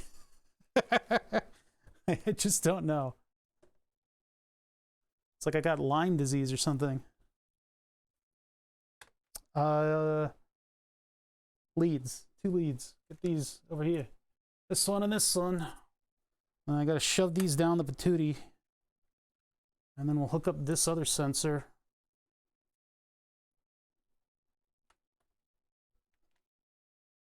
Can't see what I'm doing. Gotta hold it at a weird angle. It definitely, that means that something in the ABS module is screwed up, which means I'll have to pull the module, and then I guess we can take a look at it here. And we'll see if about like the gel and all that other BS that I have to figure out how to repair. You'd also pull an ABS module from the junkyard, and then you just have to code it to your car with the VIN number. But I don't really know any good junkyards around me. I gotta find one. I think there's a U-Pull-It somewhere nearby. Need to install a new one. How much are those? Thousands. They ain't cheap, man. There's a rebuild outfit that does it. But if I can just fix the one I have, I'll be happier.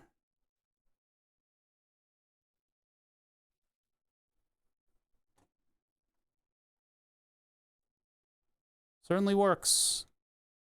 I see oscilloscope movement from the end. Okay, make me a liar. That's fine. I'll just be a liar.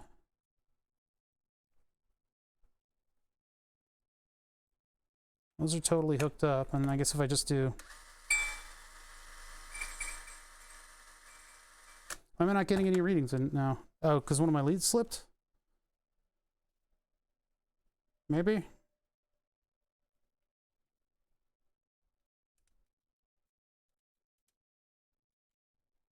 No more readings. Why no more readings? No more scientists. No more.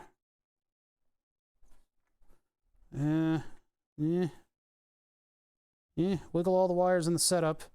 Try again. It worked for like a quarter of a second there.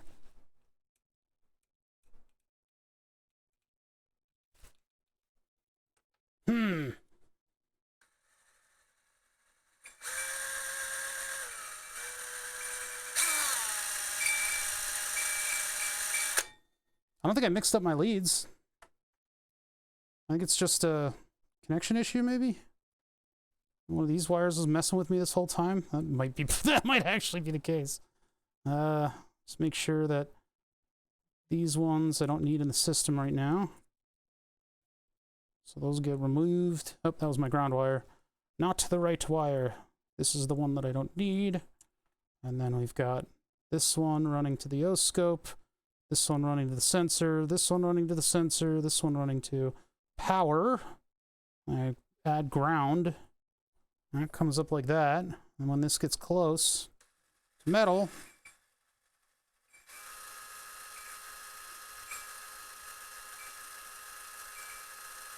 did it stop working? Is that what happened? Try reversing it. You guys saw it work for like a quarter of a second, right? I didn't train the camera on it. That looks a little bit more promising. Yeah, there's our square wave. Okay.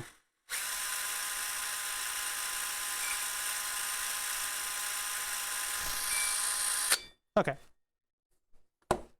I seen it. Yeah, I seen it. Okay, so that sensor works. So if my car and the old sensor works. So now we know that if I replace this, it won't break because of what the ABS module is doing.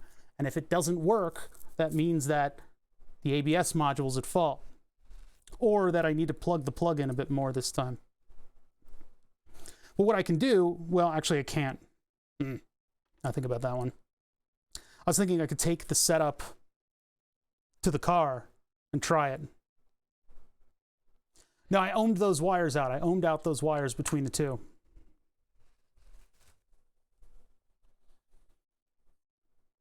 I mean, what's the check engine code tell me? The check engine code tells me the wheel speed sensor doesn't work. You have to do more troubleshooting than that in order to get to the bottom of actually what's going on. There's more at hand here. If the ABS module is in fact the fault, it could be the bonding wire between the ABS module and its outside connections. I know that if I remove the big ABS plug, I can put the oscilloscope on one pin of that big plug and the plug that plugs into here, and I can get low ohms on both of the wires. They're definitely getting all the way back to that plug. So I can plug this thing in with the wheel on it and everything, and then I can plug it into, well, not the oscilloscope, I guess, but I can plug it into something, and then I can spin the wheel and test that, but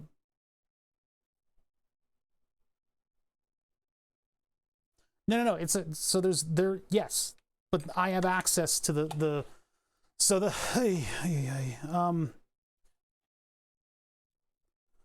wheel speed sensor plugs into a little booth. This is like a little booth with like a little door on it, and then that runs to this module, which is right next to the motor. And this module right next to the motor has this big ass plug on it, and that big ass plug I can unplug and put a wire on. I can unplug and put a wire on and figure out whether or not it actually works. So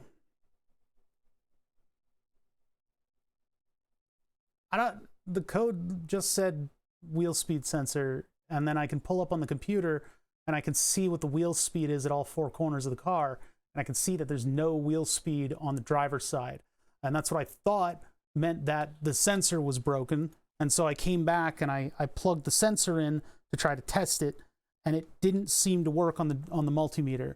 But that's why we're doing what we're doing here, in order to narrow it down, in order to make sure that what I think is going on is going on. And what we found is that the old wheel speed sensor is still good. I didn't need to buy a new one. And the reason it was so hard to figure out was because a digital multimeter does not give you exactly the sensor output. You can't see it directly. So what we did, hook it up to the oscilloscope, tried to give it power.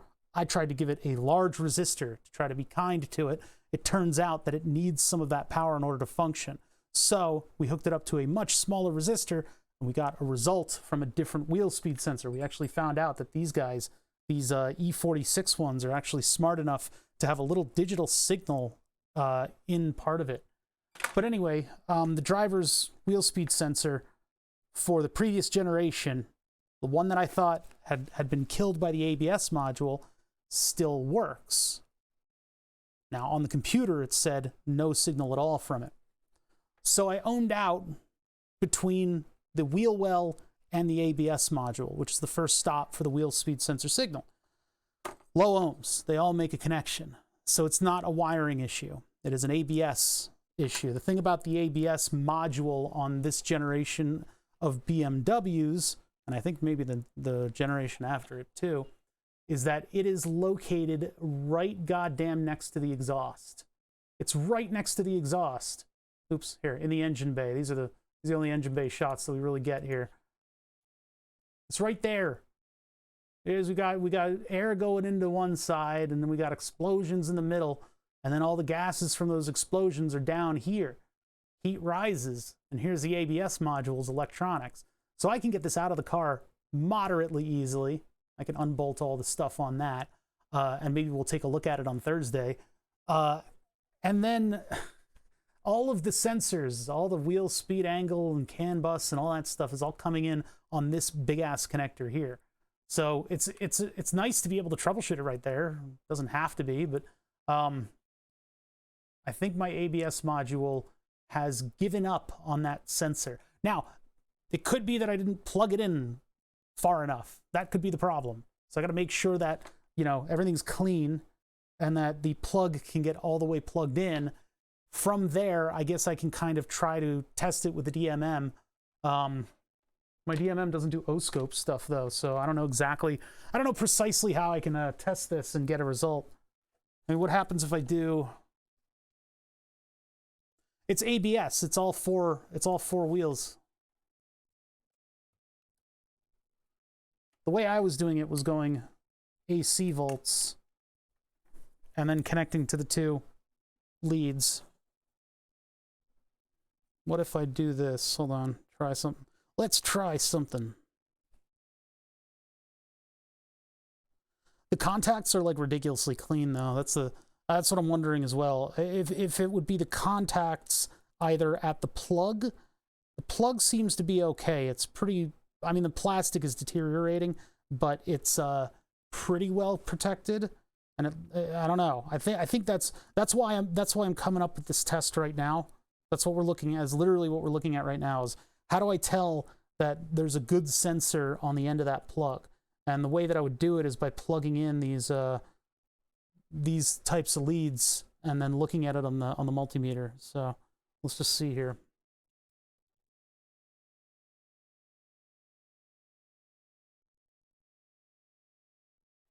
Removing the module sounds like a bad idea. It's the only thing I got, man.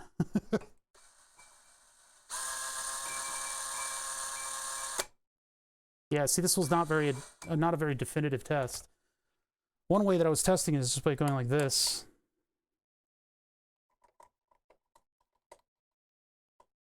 Yeah, see, this is why I thought it was broken. Because the way that I was doing it before, it was working. It was actually giving me a varied signal. And then I did it again, and it didn't work. What if we do hertz? Nothing. Nothing, and we know that this will get it.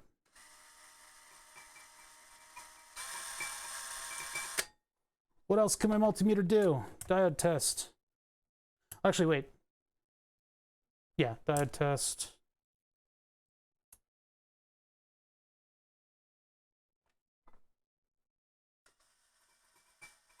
Yeah, nothing is really stimulating it properly. 2.2 volts. Ohms. 0.7 M. I mean, it will read OL if it doesn't connect, so I guess that's how I can do it. I can just take a look at whether the diode test or the ohms test does anything. 422K. And then OL ohms in the opposite direction, huh? Okay, so I got some numbers. I can get some consistent numbers with the DMM to make sure that that wiring is connected properly, because that's the only thing we've left out so far. We've got, you know, is the sensor dead? No. Is the wire going back to the module good? Yes. What else is there in there? Is the ABS module's connection to the external wires good? Don't really know. Is the wire connection to the sensor from the car, the only other part that I've touched, bad? We don't know. But now I have the tools that I need in order to, the numbers and the tools and the methodology that I need in order to test it. I did not have to buy this sensor. I shouldn't have cut it in my anger. But at least now we know. I've answered the questions. The problem probably was me, but in addition to myself, the problem was also the car. Now, removing the ABS thing is not as hard as I think you're making it out to be. You guys just come in here and talk shit. Look, this module is only a couple bolts, and it just comes right off. Now, the question is, you know, what's in there? There's probably going to be oil. But 6 T20 torque screws holding the ABS module to the hydro unit. Pull the ABS module straight out towards the passenger side headlight. Cover the hydro unit with aluminum foil to protect it from the elements. You can drive the car, but you won't have a speedometer or odometer. That'll be fun. Use a portable GPS with a speed display so the cops don't arrest you. May not have cruise control, and you won't have ABS. Consider taking apart your ABS module and posting it before rebuild and after rebuild procedure. Consider paying rebuilders an extra $10 to return the ABS modules that failed, so you can take it apart and post pictures. Consider selling your old module to the rebuilder. Portable GPS. Note, there's a gasket attached to the new unit. So this is if you get somebody to refurbish it. So let me just take a look at what that looks like. E39 ABS module remove. Did I say this is not? Is this not? Kells, wait, this isn't the right thing. What is this? What is this? This is not what I didn't order this. Let's see here. This is the E46. Roughly the same thing, though, I think. All right. Oh, 329. E39. Oopsies.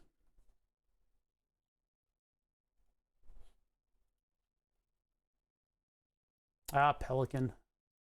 Pelican parts. Look, they even attempted to put heat shielding. Man, I need heat shielding.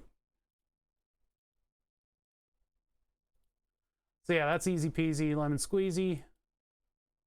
That just comes right off. Oh, it's photos. Come on, man. So yeah, those are the torque screws. And I guess they're probably cautioning me about oil and stuff at this point. And you remove it from all the things. And then you've got a gasket there that I have to be careful of. And then tin foil is supposed to go over that until you're ready to put the new thing on. And that I don't need to worry about. Because that works. I confirmed that that part works.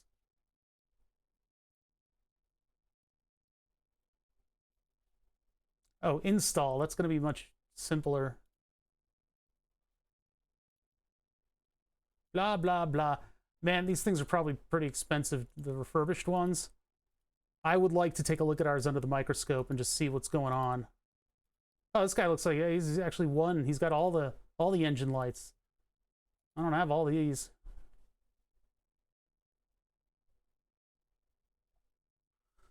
Yeah, I mean, we've got information about how this thing looks on the inside. You know, we've got pictures here. Where were those? They were in one of these windows that I've since... Here. And we know that the culprit is primarily the bonding wires, and that would make sense for it to be the one speed sensor. Now, this is in fact like the last resort. This is the last thing that I would try, is going in and doing surgery on the electronics. I do not want to do that, but I can get one of my probes onto the pad and see if it makes contact externally. So we will be able to actually look at this stuff. Those circles inside are pistons that pump oil to the brake calipers in millisecond intervals. Well, the brake calipers don't have oil. They have a brake fluid in them. It's hydraulic fluid. It's a type of oil, but cool. I know how the ABS works. We're chasing down what is potentially just a bad wire. That's what we're discovering. That's kind of what we discovered today, is that this might just be a bad wire. And it could be these friggin' little bonding wires. So we might need to get in and actually attach a wire to it. But that's the utter, complete last resort. Because I think it's probably just like a contact issue. It shouldn't be anything crazy, but it's an old car, so who knows? There's a lot of pictures of this module's internals, by the way, on the internet. Yeah, it's just valves, yeah. Your brake assist is helping you press the brake pedal with all the pressure that it needs, and then it cuts off your pressure that you're giving, enabling the wheels to spin a little bit and improving braking. It's a nice thing to have, and I haven't been driving with it for a long time. This module has been bad for a long time. Now, I could just throw money at this problem and get a new module, but I'm hoping that it's still going to be some kind of a sensor issue, like a connection issue. So we figured that one out at least. I just want to do some desoldering now. There's nothing else that I can do here without running out to the car and putting the multimeter on things, so that'll probably be something that I do at a later date and figure out what the hell's going on. Probably have to do it on Wednesday, but I have some other stuff going on Wednesday that I got to figure out too. Well, it shouldn't take too long for me to put all this stuff together again and be marginally confident in it. I'm so mad, though, because I've been through so many sensors. I'm wondering if the old ones are still good. They probably are. And how was I getting a consistent reading on the multimeter? How does that even work? Hey, these and more questions will not be answered next time on Obama. Anyway, yeah, let's do some desoldering. Hey, how about that? So I have this new insulin management system that I've been on, and it's called the Omnipod. Bond wire coming loose on a ceramic PC and a Mercedes turbo valve controller. It sounds about like what's going on. I mean, I wouldn't put it too far past for that to be the problem. You know, vibration and heat getting to the ceramic circuit boards. I didn't know ceramic circuit boards were that prolific. I thought they were only like an RF kind of thing. But I guess in an environment like an ABS module, you get a certain, I wouldn't say reliability, but I guess durability out of the circuit board from that. It's so weird because the only other time that we've seen it was on a solid state relay, and we had the gel and everything inside of it. The weird industrial gel that they used. Silver epoxied. I didn't know that. No, usually with the bonding wires, you have a machine that does it. And you point the machine at the two locations, and it grabs a little tiny piece of gold wire and it smushes it onto a pad. And so when the two pieces of gold are smushed onto one another and the one deforms a little bit, it'll make like a cold style weld. And so it goes boop, boop, this little machine, and it deposits that wire behind and has it bonded, semi-welded by pressure. It's pressure weld. Yeah, cold weld. I can't believe that the sensor was fine. Ugh. I'm so mad. I'm so mad right now. We'll do a little bit of soldering, though. That'll put me at ease. Turns out I'm just throwing money at some seller on Amazon to get more sensors. But the cool thing that we learned is that the later model sensor sends out a little digital signal with its data. So two wires go into this thing. One of them has 8 volts on it, and the other one just has a resistor to ground, and it flicks that to ground, that one line going out of it, intermittently in order to give a little digital I'm okay signal, and then it gives like a frequency. Very strange. The one that I repaired had really thick bonding wires, and they were epoxied. Ah, okay. Interesting. I may be in for a bout of that.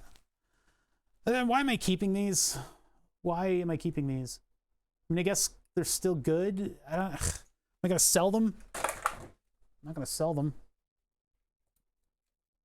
Look, I don't know why I'm keeping them. I just don't know. All right, let's get the scope out of here. So what I'm trying to set up is a use for all of my medical waste. I got a lot of medical waste, chat. I use up a lot of supplies as a type 1 diabetic, which apparently you can cure if you just eat okra. You just put okra in water, and you drink the water, and you diet and exercise, and apparently you can cure diabetes. Absolute fucking bupkis. Anyway, there's been a lot of fun stuff going on in the world of diabetes this week, including but not limited to Eli Lilly, etc., losing billions of dollars in their stock just because somebody made a fake tweet with an $8 check mark. Which I love, because these profiteering fuckers at the medical companies selling insulin, which used to only cost about $20 a bottle in the 90s, and I should know, I was there. $20 a bottle, about $80 a month to stay alive. Now, if you guys know, diabetes is a condition where your body no longer creates a giant protein chain thing. It's a, what is it called again? An enzyme? No, it's like a signal of the body, whatever it's called. Fuck, my medical terminology just failed me. Anyway, your body makes this stuff called insulin, right? A hormone, there we go. Why couldn't I remember hormone? Your body makes a hormone called insulin, and what insulin's designed to do is to tell your body, hey, you should take some of this sugar and go ahead and put it in your fat, right? We're gonna do that, because if we get too much sugar in the bloodstream, it turns acidic, and that's extraordinarily bad and painful, and just wouldn't wish it on my worst enemies. It's called diabetic ketoacidosis. It's an acute thing that happens. It's not all that cute.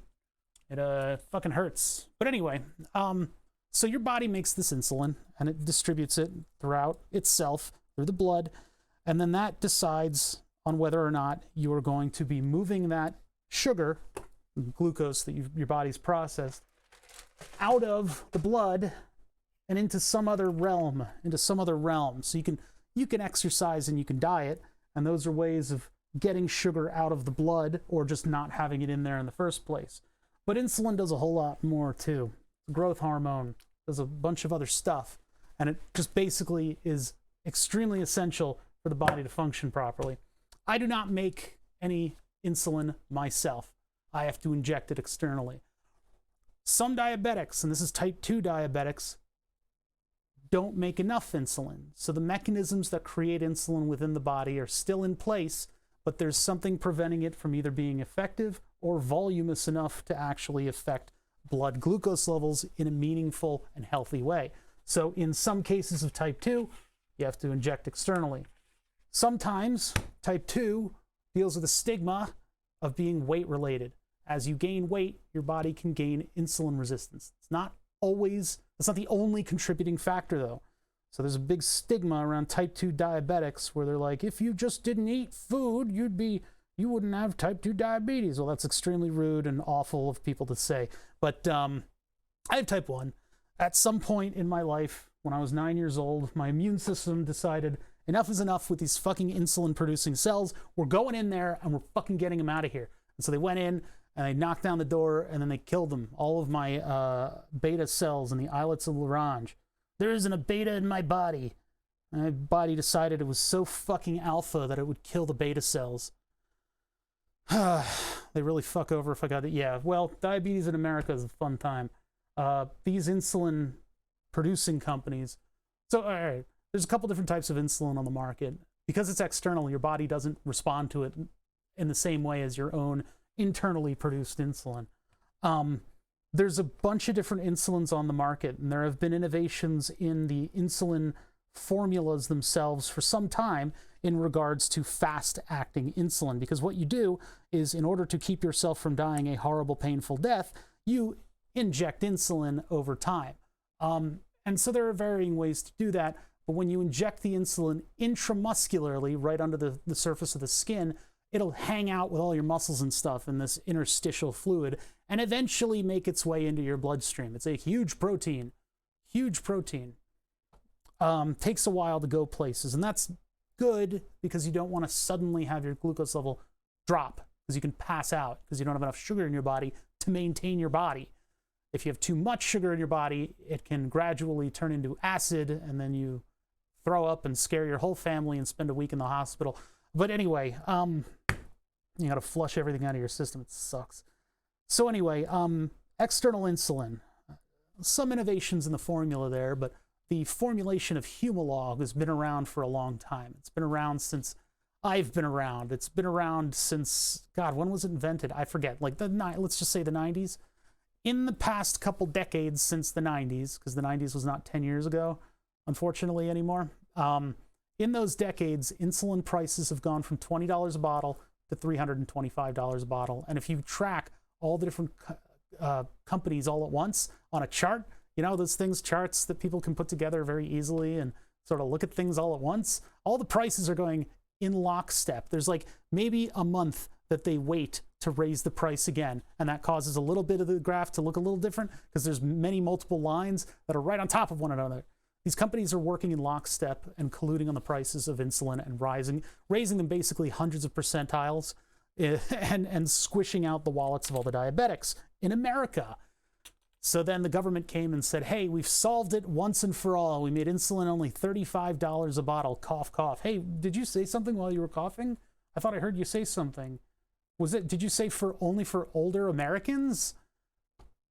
Other countries will just send you insulin. They'll just send it to you. There's a lot of problems with diabetes in this country. In addition to that, if you want to have any type of more advanced control over your insulin in your body, you know, you don't want to constantly have to do the finger sticks and think about everything at every minute.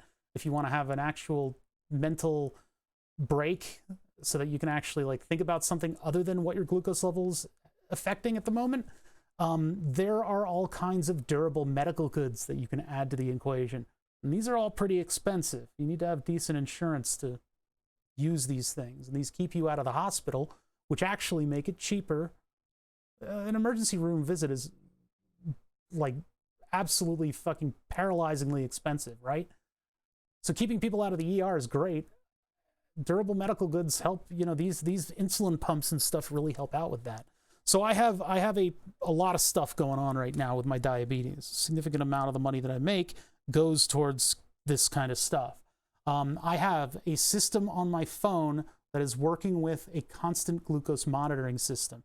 That's basically a little Bluetooth low energy puck that clips into an adhesive patch that has a wire that goes under the skin. It's a bimetallic wire, and it sits in that interstitial fluid, and it sort of vibes there for a while, and it figures out, hey, 5 minutes ago, your glucose level was 181. That's pretty cool. I mean, those things used to exist as a separate... I'm going to see if I have it here. Hold on one sec. As I'm hiccuping into my mic. Do I have... I think I have the old receiver unit in here. I'll just see if I have it. Oh, there's a BMW light in here. Receiver unit, where did you go? I might have gotten rid of it in anger. You used to have to carry around a little receiver unit that was a little rechargeable device that would display your glucose levels on it, and there was no connectivity between any of these systems. They've been slowly improving stuff. Diabetics have also said, hey, why don't we have this information on our stuff? Like, why have we not closed the loop yet? It's been years. Well, these companies, they kind of slack on the technology. Now, that's not to say that they're not always trying to innovate, but I mean, back in the day, all the diabetes equipment was made for people with bad eyesight and older people. And it was all just a mess of rubbery buttons and screens that were magnified badly and stuff. So only just recently have things started to catch up with the people who are hacking these systems. And one of the big innovations was that Omnipod went to Bluetooth Low Energy, and the Dexcom, the glucose monitor that I use, the constant glucose monitor that I use, has gone to Bluetooth Low Energy. Now, back in the day, you finger stick before every meal, figure out where your glucose level is, and then you have to take a couple levels afterwards so that you can manage how much insulin goes into your bloodstream and try to keep everything working properly, and then you start feeling weird and off, so you do another level and figure out what's going on. The constant glucose monitoring system, I think, is more important than the pump in terms of diabetes management, because it gives you a clear view of exactly what's going on over time, as opposed to conducting a symphony by opening a door to it every now and then for like 2 notes and then closing it, right? Instead, you're able to actually get at least a delayed feed of what the musicians are doing, and sort of inform them over time. For instance, I had sushi for lunch, which is incredibly carb heavy if you're not careful. And I was careful, it's just I forgot to bolus in time, and so I had a big old spike for the meal. Now, since then, the technology has been figuring out exactly what tiny little amounts of insulin I should get over time while I'm here sitting talking to you guys. So this thing has one goal, and that's to put my glucose level into the right error percentage. It's basically a control system, right? You can think of it as being like, here's our goal point, and we're off by what percentage, what insulin's gonna take to get it there.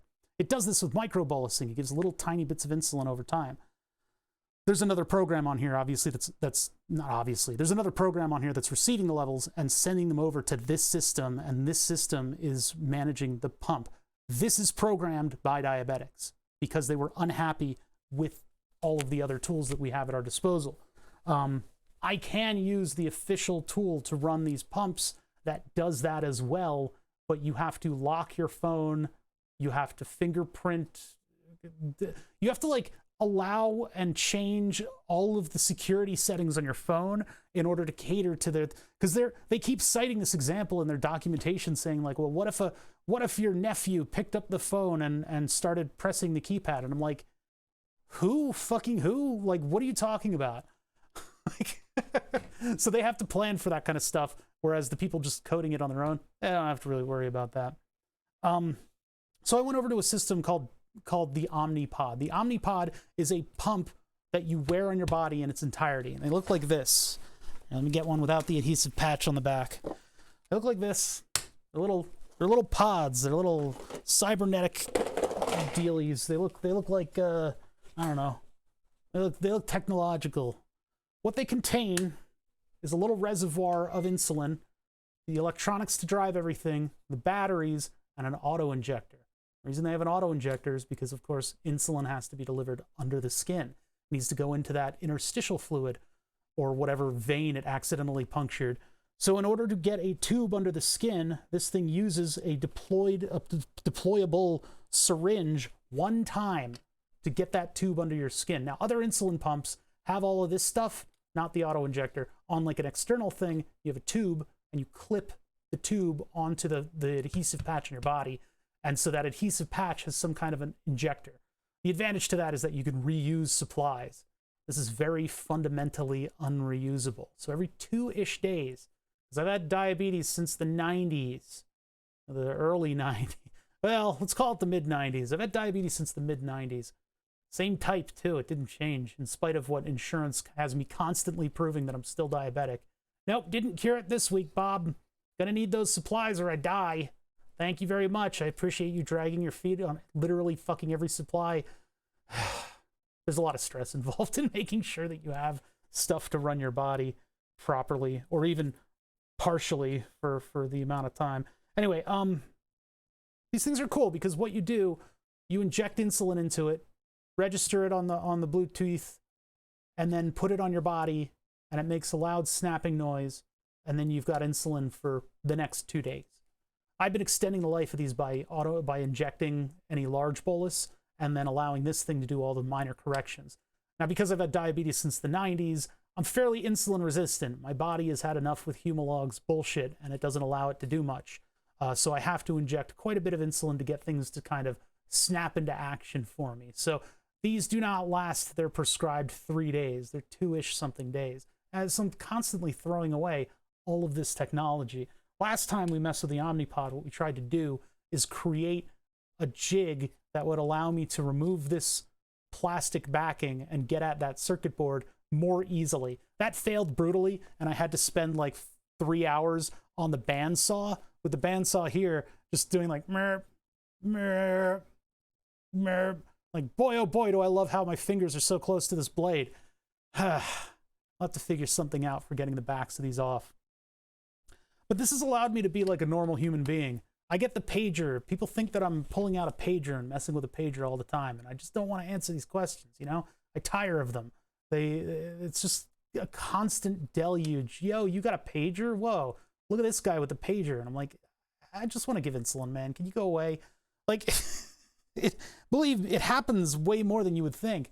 Nowadays, though, I can just look at my phone, and I don't even have to have a pump on my belt. So, pretty cool.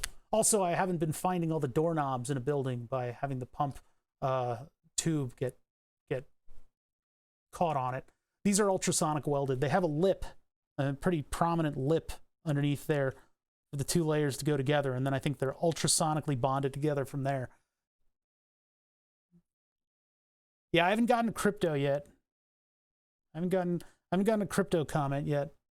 So, throwing all these things away every 2 days, right? That generates quite a bit of medical garbage, and I've been holding on to most of them. I think I've thrown away 2, and I regret it, because we've got an idea for a good project here with them. So I spent some quality time with the bandsaw, and I have a couple circuit boards. Keep in mind, I just started this management system in terms of, because with the insulin pump, it's warranted for 4 years, right? You get a warranty for 4 years, so the same piece of hardware has to do you for 4 years. You imagine buying a cell phone and being like, this is it for 4 years, and I can't change because I've already gotten all the approvals, and if I do change, I've got to get my doctor to sign off on it. It's wild. So you have a 4-year-old piece of electronics hardware running your body. So generally, when I say I just started this type of pump therapy, means that it hasn't quite been a year yet. We think about this stuff in slightly more extended terms. This is several months of using this system. So in several months, I've been able to generate a veritable pile of circuit boards. This circuit board on the Omnipod, of course, it's a little dangerous getting into these things. There's a lot of spring-loaded elements in here. I could show you guys how this thing works in a minute. Oh, I might as well just do it right now. Show you guys how these things work and why, unfortunately, there's no way to recharge one of these things. This is the Omnipod. This is what's under the skin. These 2 contacts right here are actually for the piezoelectric element. But this thing contains dog hair. That's my dog's hair. These have been sitting in a bin for a little while. All right, so anyway, how does this thing work? How does the Omnipod work? Well, there's a buzzer on it. There's an auto-injector on it. There's a reservoir. What we need to do is have some kind of a mechanism to advance the plunger in this reservoir. And that typically means putting a motor in here. and you would have a motor with like an Acme threaded rod that would go a very precise amount as that motor spins. If you notice, there's not really space for a motor in here. We don't really have space for a motor. So instead, what Omnipod does is they have a little nichrome wire. And the thing about nichromes, it's also called memory wire. Memory wire. Well, what are a memory wire? Well, when you put current through the memory wire, it changes shape. So what happens here is when you put current in one direction through the memory wire, it changes shape and it gets shorter. And when it gets shorter, this little bar right here will flip to one end or the other. It'll move like back and forth like this. A little bit more dramatic than that. I'm not actuating it very well. When it moves back and forth, of course, there's leads for confirmation so that you can, check the currents flowing through this thing and it's gone the proper direction. There is an encoder on the wheel that tells it that it's moved a certain amount of distance.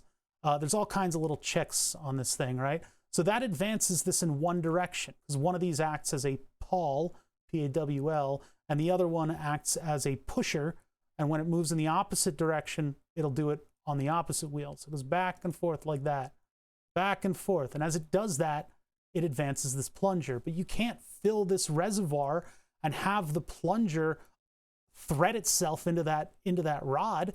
So what they do is they have a brass rod sitting over a threaded rod.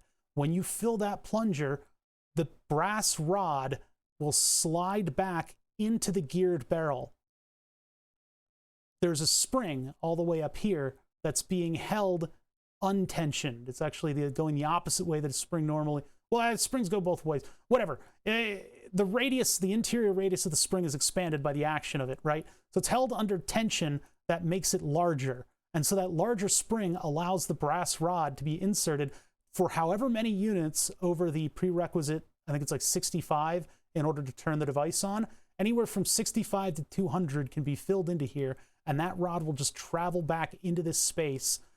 When it starts moving forward, this little retaining metal clip will fall into that hole right there and release the spring, and then that snaps onto the rod. Now keep in mind, we're still only using the one single motor in this thing, which is a nichrome wire. One little piece of wire has now been able to lock the cylinder into place and begin priming with insulin just by rotating it. So we're still rotating this thing, right? Insulin is being primed, and this flat spot is starting to move. That flat spot is holding down this piece of plastic right here. This piece of plastic is responsible, here, let me just get this free. This piece of plastic is responsible for locking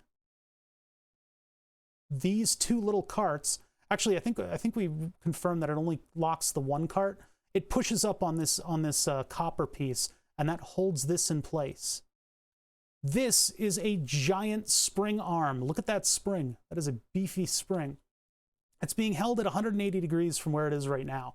So it's being, I can't recharge it without a particular tool. Oh God, it's a pretty taut spring. You don't know what kind of like material people's skins are going to be, so you really want to punch that syringe in. But basically, this spring arm right here is being held over here in tension. So this is trying to fly forwards. The whole mechanism is being held back by this flimsy piece of plastic right here.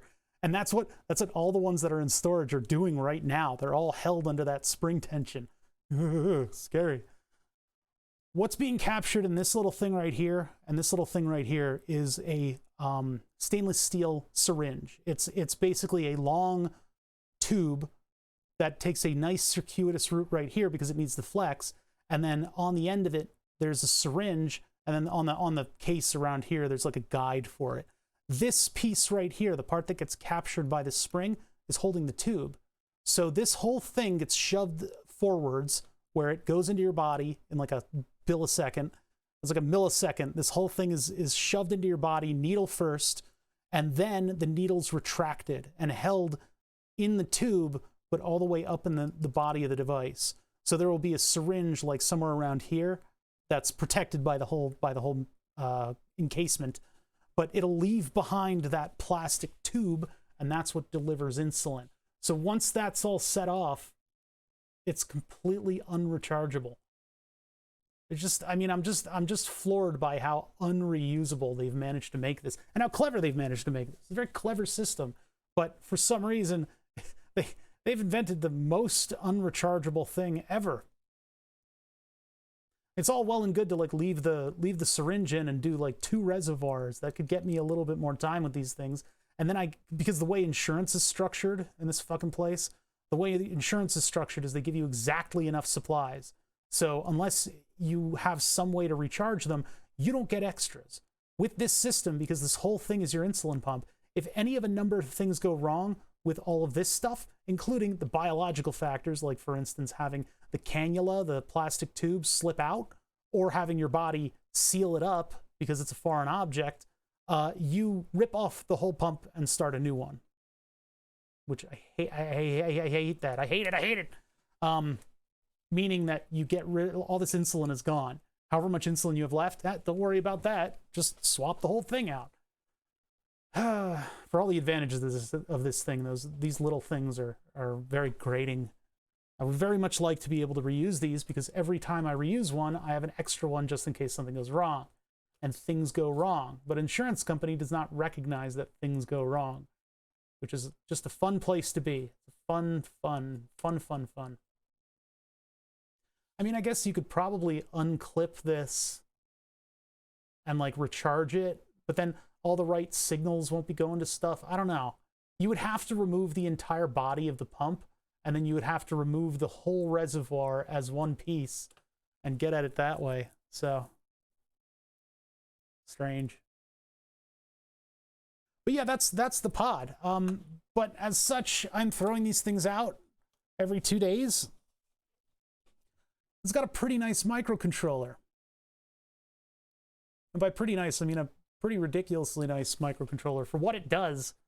For the act of just advancing a plunger, for some reason, they decided that the best thing would be an NXP 9080 series. Oh yeah, let me just make sure I have the data sheet here so I sound smart. I gotta make sure I sound smart, chat. That's very important. The QN9080, an ultra-low power Bluetooth 5 system-on-chip, Bluetooth 5 system-on-chip solution. Ultra-low power Bluetooth energy wireless MCU with on-chip memory, USB 2 full speed, all kinds of whistles and bells. This thing could do your homework. But I'm throwing them out. Throwing them out constantly. This, I think, is just a memory device, a little I2C memory chip. But this thing, Crystal, not sure if I need some of the supporting chips. I want to get them off of these boards. I got 1,000 of these boards, and I want to see whether or not I can actually reprogram it. And if I can, I want to build a little test bed or a little circuit chippy thingy with USB on it that I could use to use these things in projects. I would like to be able to put like Arduino on it, or you know, use Circuit Pi or whatever the hell this thing uses. This is from the keyboard project. This is the Raspberry Pi Pico, a very cheap little board. Boy, oh boy, would it be nice to, you know, take all this medical waste that I'm producing and actually do something intelligent with it. And it would lead me to having a lot of these things lying around. If I run out, I just have to wait a couple days. So I can pretty much program on these things with wanton abandon. 32-bit microcontroller too. I don't think it'll be outclassed by a lot till we get to like 64 and 128-bit microcontrollers. Talk about like a fucking supercomputers on our microwaves. Not necessary. Anyway, I hope that explains what I'm trying to do with this. I think what we need to do is we need to get this stuff, we need to get this chip off of here, and I need to be able to put it onto my own board. I have some circuit element things that might be able to utilize that chip and give us like a breakout board, or alternatively dead bug this thing. Just put it upside down on a board, glue it upside down on a board, and then run magnet wire to the pins. Yeah, when am I going to be able to run Doom on my insulin pump? Most of those things where they're like, oh, it runs Doom. No, you've made it hook up to HDMI and you're running Doom on another computer. You see that a lot. There was like, oh, if pregnancy test can run Doom. No, it can't. No, it can't. It just has a little OLED screen that they took over. Oh man, stretch your legs, chat. I gotta stretch mine. Woof. That's what it's like to have legs.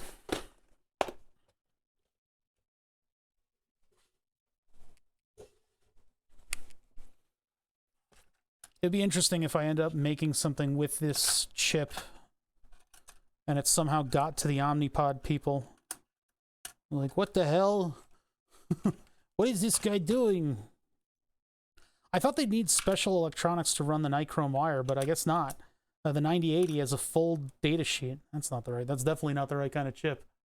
I don't know if I have a breakout for this specific chip. I do have some pretty gnarly breakouts, but I don't know if the fuck is this thing. Holy shit. It's like, hey, I got a chip with some pins on it. Think you could do something with that? That one's for something else entirely. Yeah, it doesn't really look like I have anything that has that pin out. It's a quad flat no lead QFN, and it's got 1 billion pins. I don't think it's interchangeable with the Pico Pi either. Wait, what's this one? I don't think this is it. I don't think this is it. Could you imagine the press that would generate? If Omnipod would just like stepped in and was like, "You're no longer allowed to use our devices." I'd be like, "Huh? You just sentenced me to like die? What is this? What is this?" It'd be all the wrong press. It'd be hilarious. Okay, I don't have a breakout, which means we're gonna have to do something special in order to work with this thing. Hold on, let me just take a look at something here.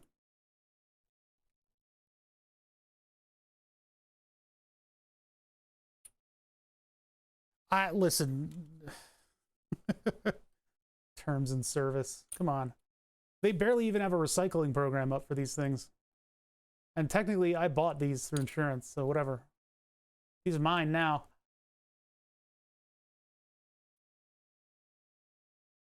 I don't think those will be interchangeable, will they? I'm just looking at the pins on them to see if they're in roughly the same spot. I think it's a different number of pins. Is it more or less? It might just be the body of it is a little larger. I don't want to count. I don't want to do counting today. All right, well, let's get one of these off of here. We're going to use hot air to get this thing off of here. I need the chip. I need the crystal.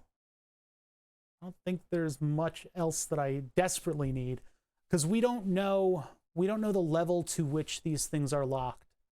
We don't know that. There are all kinds of test pads on this thing, and this is obviously programmed from the factory. I'm actually a little bit shocked that we were able to even just look up the chip number because Omnipod makes so many of these that in the past they've had a custom combination of a chip and a like switching devices made for them that resembles a different product from the company. So basically NXP will be like, we got this microcontroller, we can combine it with this, and then we can make you a custom chip for your pods if you're going to be moving millions of products, and they are. So that's typically what they do. For this one, it's just a 9080. It's just a Bluetooth low power device. So we can just take this thing off of here and reference the data sheet. Data sheet has some references to locking the chip. This has an SWD interface, I think. So I think the not JTAG, J whatever. I've been learning more and more about these system debuggers with microcontrollers. I'm not there yet. I bought the Jeff probe, and then I learned that the Jeff probe doesn't get full software updates that the Blackmagic probe gets. So I may need to source a Blackmagic probe, but the chip shortage has made all these things $30 more expensive. So I just bought a J something or other probe thingy. I'm gonna wait for that to get here from China, and then hopefully if we have this thing on a test rig, we'll be able to get into it and see whether or not stuff is locked. It has an LDO and a DC-DC converter built in? Jesus Christ. I'm still gonna need some kind of a converter though. I'm gonna need to build something like this on it. I don't think I can put 5 volts directly into this thing. Anyway, let's get this one off of here because we gotta do the soldering challenge, not just the how do I use this thing challenge. And I'm I don't want to put too much work into this and just to discover that at the end everything is locked out and I have no chance of doing anything with these. I'd be very, very excited if I'm able to put these onto my own board and then manipulate them. This is gonna like crack the... This is a very flimsy circuit board. It's very, very thin. We'll be able to get heat into it nicely, though. Where are your thermals? Why are they not on? Yeah. Yeah. Okay. So that's not working. Cool. Oh, you had these plugged in for too long. Thermals, properties, deactivate them. And activate them again. Okay, nothing. Oh, this is new. Unplug, plug it in, deactivate, reactivate. Did my thermals die? Uh-oh, hold on. I gotta investigate this. No, I see a blinking light on the side. Yeah, I mean, Hello World is just a blinking LED. There we go. Thermals are important when we do air soldering. Let's see. This shouldn't take too long, but it might damage this. So I need my silicon rubber pad. That's what we use every time we do hot air soldering. And I'm not going to do the full batch of desoldering until I know whether or not this thing works. Like I don't even want to do anything with the software that's already on it. I want to just throw completely new software onto this thing. You know, I just want to give it a Hello World program and have it stick. Which should be totally possible, given the interfaces that I have at my disposal. This is covered in dust. That's going to be disgusting. Hold on. This is filth. Filth. Filth. I got to get all the dust off of this mat. Otherwise, it's going to stink. God. All these things you got to consider with this kind of setup. I think Windex does pretty good on this stuff. Why is silicone rubber such a hair magnet? Like dust and hair just finds it.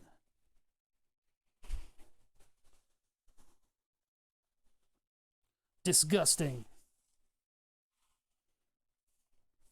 Oh, look at how clean that is. Holy shit.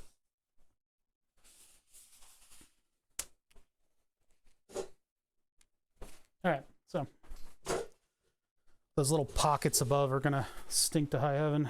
All right, let's get all the plastic out of here. Get all the plastic out. Once I have a chip in hand, then I'll know what I'm up against in terms of soldering it to something new. I need my tweezers. Jesus. I mean, like, I don't know. Worrying about toss and stuff like that. I would be absolutely fucking blown away if they did anything. They're like a big medical company. They don't give a shit. Hey, Bob, this guy's taking the microcontrollers out of the omnipods and using them for stuff. Cool. Let me get back to my yacht now. Like, all right, this thing is covered in dust because we haven't used it in so long. It's been a while. These hot air projects are few and far between around here. The only other time that I could see myself really using this thing is if I had some kind of a board that I could build and sell. I haven't come up with any projects that I can sell yet, though. I'm not good at that. All right, turn this thing on. It's gonna smell like fucking burning dust. All right. Hot air desoldering. Let's fucking go. I can either put this thing on its side. Now, I'll probably take like 4 of these things. We'll do 4 of them. That way, just in case, I have more on hand. In that case, I'd better put everything in a bin. So let's get a bin where I can store these things. Is one of these empty? No. Crystals? No. Those aren't empty. I think I have a little block of unused bins down here. Might actually be running out of them.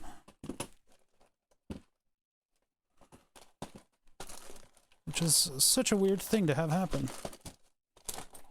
magical electronics drawer shall produce empty bins. I summon ye. Oh, none of these are empty. Oh, those are expensive. No. Okay, hold on. Hold on a minute. Not finding anything. Why are you like this? Show me an empty bin. Let's fucking go. This stuff is like tiny, so I really want to put it somewhere that it's not going to just, you know, vanish. I thought I had a little block of empties that I could grab easily. Oh! There we go. Oh, those are RF connectors. Got a lot of SparkFun stuff. But yeah, we can just load up some of these guys. These two, maybe. Well, we can just do it in one bin. We'll do it in one bin. One singular bin. That way we'll have all our stuff right there, including the crystals and everything. So let's get the microscope running here. Get that into view. Very nice. Very nice. Let's see. Move that over like that. Now I can see everything. Everything I've ever wanted to see. All right here. All right. So to take this thing off of here, flux. Holy vias, yeah. This is an Omnipod insulin pump circuit board. This is a disposable insulin pump, and I am undisposing of it. I'm making use. Wait, that moved way too easily.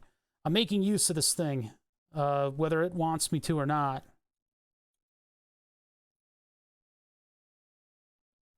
That's a little bit more stable. I have a lot of these things right now, and so what I'm trying to do is utilize some of the parts on them. And that starts with the microcontroller. The microcontroller should be reprogrammable if all of the stars align properly.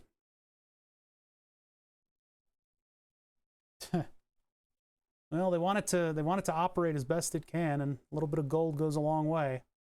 That's probably only a couple atoms of gold thick. And these things work in such they produce them in such volume that I don't think it's going to harm anybody if they just go for the premium option.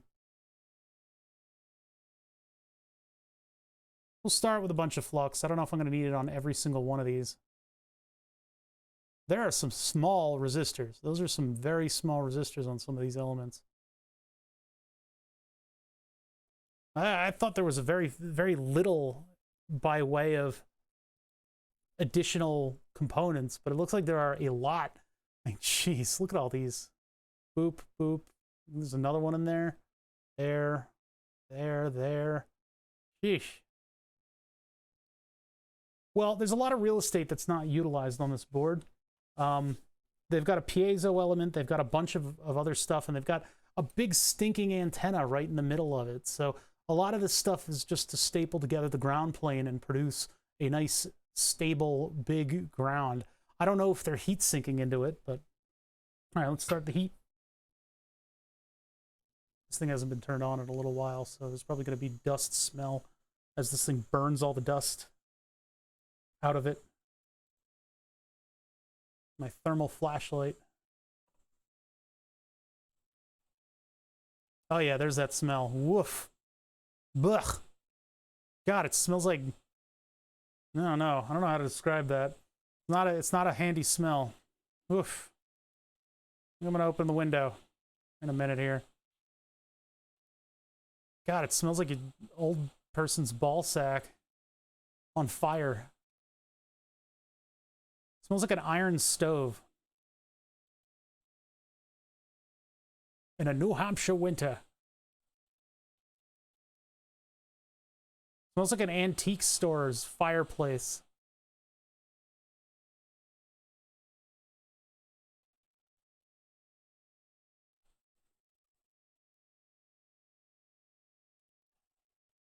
This thing will have to be heated for a moment because it's a... I believe that there is a ground plane under it, so.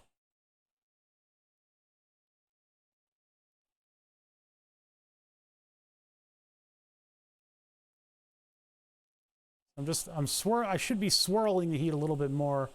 You can kind of damage the board pretty easily with this. And to be honest, I could probably just prop this thing up on its side and heat it until it falls off. I've never really damaged a chip with heat, to my knowledge. I've never really done that. So I don't know how sensitive this thing is to heat.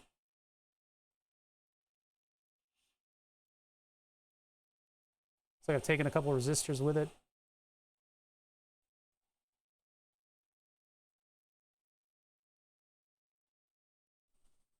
All right, and then now for the memory chip, I'll just take it off because we're here anyway. Get off of my tweezers, you stupid thing. Get. Ah, jeez. Stupid thing.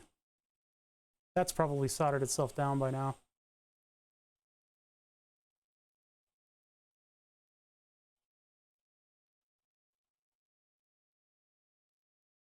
Yeah, that's none of your business. All right, let's get this. See if that's actually... It is loose, okay.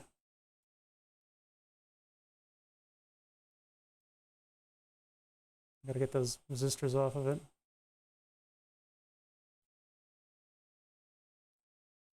Yeah, I'm gonna end up soldering the other side. Hold on. Everything is hot. So much heat. Latent heat. How do we decide that heat was the way to go for assembling electronics? Who made that decision?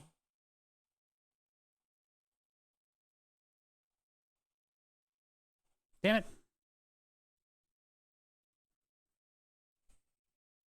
I may have to get the iron on this one.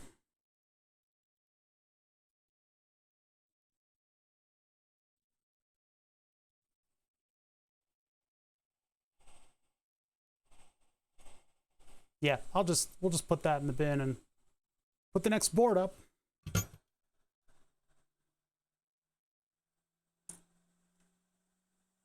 All right, so that's one. I'm not taking all this stuff, all the little extra resistors and stuff. They're not really necessary. I mean, even the crystal just goes directly in. I want to make this as simple on myself as possible, and if I do need additional circuit components, like, you know, something for the antenna, I guess I can furbish that later and with more human solderable parts, stuff that's not the smallest size available. On to the next one. The smaller QN3000, I couldn't figure out what it was. I mean, there's 2 wires going into it. My guess is I2C EEPROM, and I think that's probably correct. Depending on what they're doing with this stuff. Oh god, this one's that's not really holding in very well, is it? Ah. Whoops.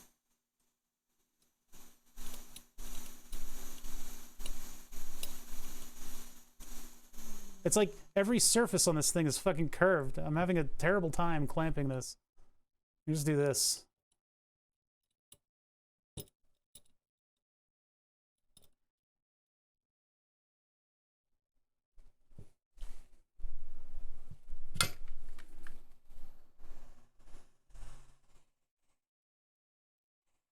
I want to see if this works. These are thin circuit boards. Thin, thin, thin.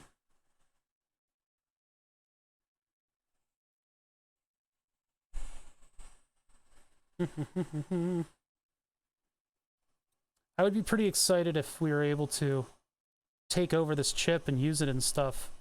I could send it out to some of y'all.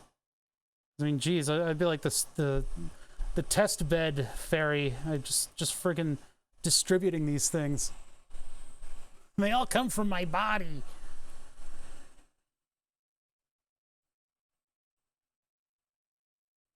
That came out of my body.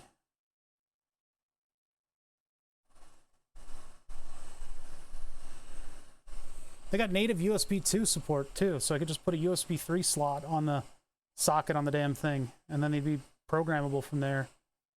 That would be nice. Man, coming up with all the bits and bobs and whistles and bells is going to be tough, though. because it's got to do certain stuff, and it's got to be simple to use.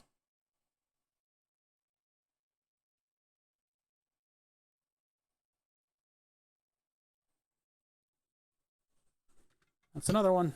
So they only take about a minute to get all the stuff off of. You got a bunch of, like, resistors falling in the breeze there.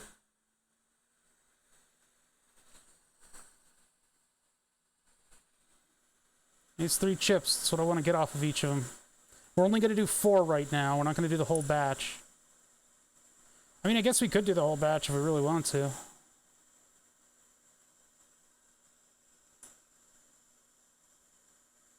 I'll probably have to use either hot air or the oven to solder them to a new board. But for a test bed, we will simply dead bug them. So I'm going to use, when I say motor, whoa, man, that was a big hiccup there. Jeez, thank you, stomach. I really appreciate that. When I say I'm going to use motor wire, I'm literally going to use wire from a motor in order to hook these things up. This is the only stuff that I got that's thin enough, and it'll work for this task. Yeah, I don't know if I'm going to take them all off and figure out if they work or what. I mean, we've got the whole process right here. It would be really disappointing if I took this batch and completely processed it, and then they ended up not working. I don't know, could be fun.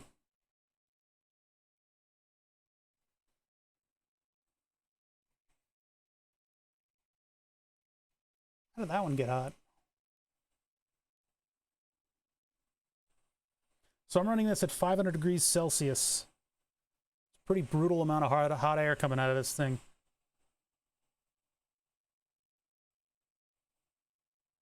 Look at that. Like a glove.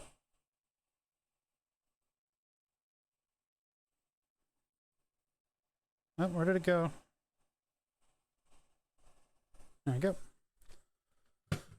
I mean, I could just develop a pile. Ah! Jesus Christ. Alright, we'll use the tweezers then. You come with me.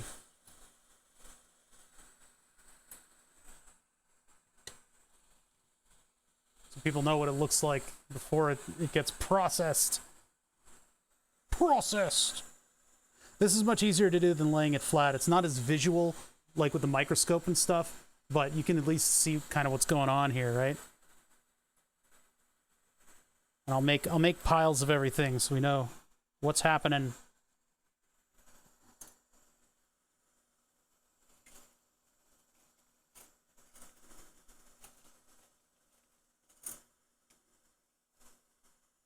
Actually, it's gonna be hot air over there. Okay.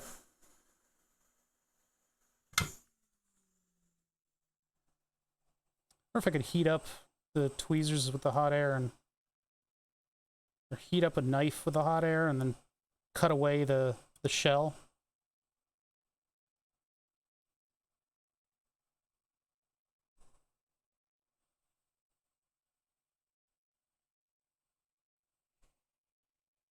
Oh, I'll move my camera in just a second here. Look at how quick that one was. I think I'm learning the trick to this. Oh yeah, ooh, that's gonna work. That's gonna hurt. How good is the ground plane on this thing? Oh, pretty good. The dissipation of the heat throughout the rest of the board is pretty nice. When I got my hot air station, I would flip over a soda can and burn isopropyl alcohol in it until it desolders chips. That seems a little bit more dangerous. Isn't the flame from isopropyl mostly invisible? I'm just gonna make a big old pile of hardware beneath the vise. You could automate this with a blowtorch, a little conveyor belt and an infrared oven. We could automate this, and if I were actually trying to aid Omnipod in recycling this hardware and could somehow get everyone's medical waste in here. What's dangerous? The chemical on the boards are putting into the room. Oh yeah. Oh yeah, there's that too. Welcome to my asthma stream. Hot air asthma. And soldering stream.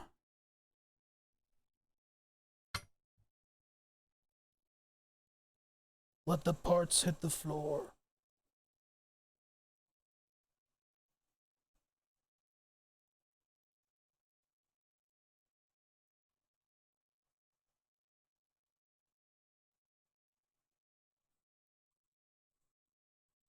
Ugh, the only problem is these tweezers don't, the flux is holding stuff onto the tweezers.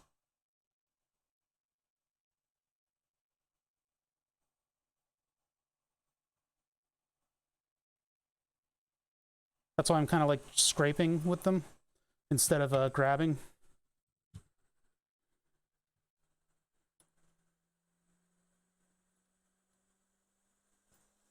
Yeah, it's not going to take very long for me to get through all these. And then we'll have more chips that we know what to do with. And they'll probably all be useless because they'll all be locked. Back in the day, with like PIC microcontrollers, the PIC, what is it, 16F series? Or 18F? Maybe 18F. You would just set a bit, and that bit would lock out any sort of programming operation on the microcontroller. So you wouldn't be able to download the hex file. You wouldn't be able to upload one either. So you couldn't really take over the device. I think it prevented upload. There was a Scandinavian research paper that I read where these lads, these mad lads, went and decapped the epoxy substrate of the chip using a pretty angry acid. You use a pretty angry acid and it doesn't really harm stuff. And then you're not using an abrasive method and you don't scratch the silicon or anything like that. But they removed the material from below the chip and exposed the silicon substrate. And what they were able to do is locate that bit, that lock bit, the 1 or the 0 that determined whether or not you would be able to get information out of this microcontroller, read its code back. And they bounced a laser off of the chip because all of this stuff exists. It's weird. Silicon has an interactivity with optical light. It actually, like, if you expose an EEPROM to ultraviolet, it erases it, right? And if you bounce a laser at a particular angle off a particular silicon junction, you can set that 1 to a 0 and then download the chip. I tried to find that research paper recently and I wasn't really able to locate it, but probably gonna have to clean these up a little bit.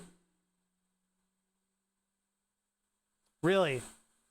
One time yeah, so things got a little crazy with chips and security when people started hacking Xboxes, and Xbox worked with a company that would actually put a cage over the silicon so that if you tried to decap it and get to it, you would break that cage and it would kill the microcontroller or whatever. Like, security stuff in chips has gotten wild. Ones that physically burned fuses. Oh my god. Yeah, they've gotten kind of crazy with that stuff. Hopefully this isn't enough heat to damage the crystal. Or the, you know, giant sensitive microcontroller.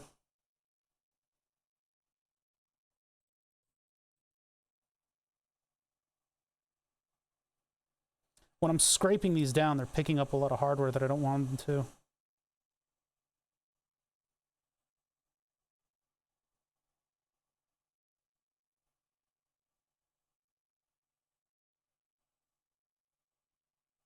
All right, that should be coming off now. There it is.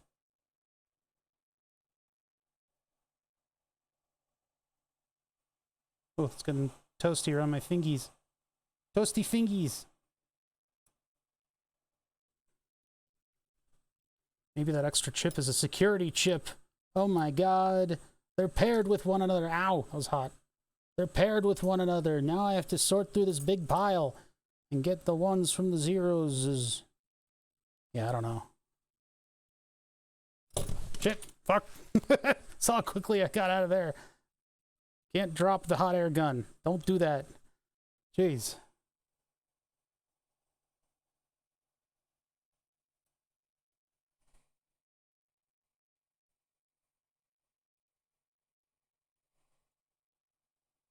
Grab it.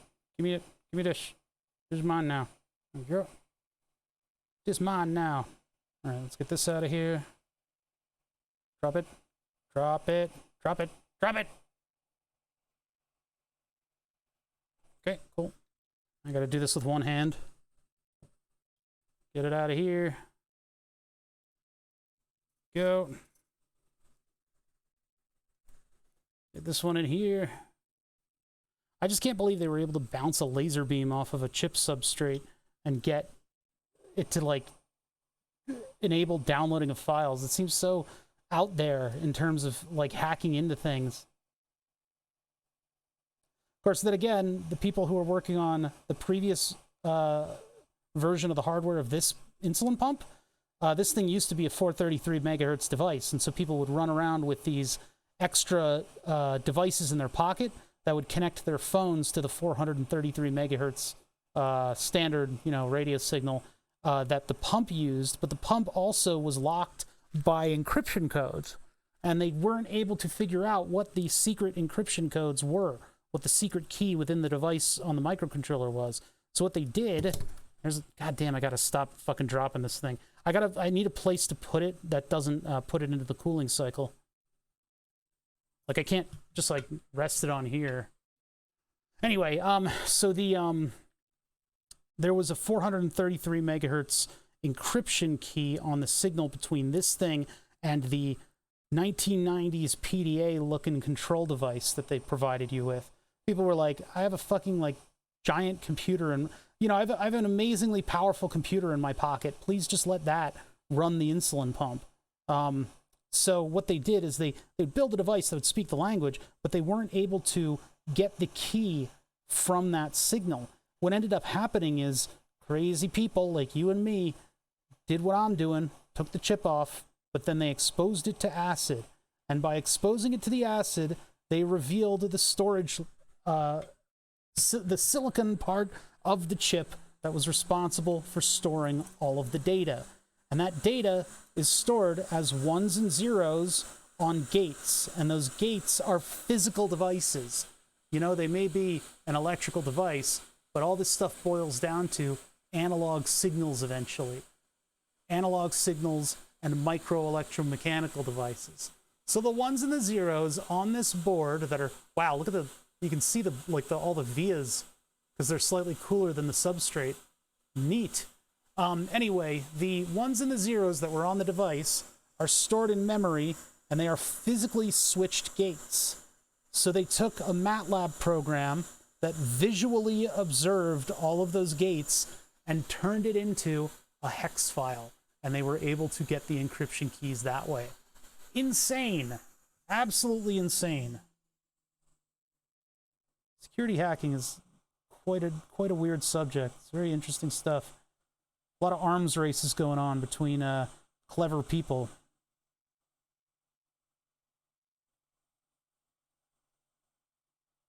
And here we are, just trying to kind of scrape something off of the bottom of that.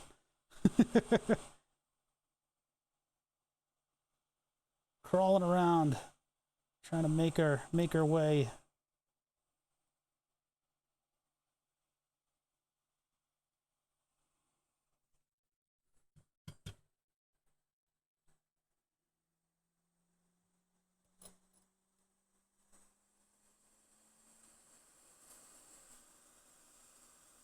This is like, how much do these microcontrollers cost?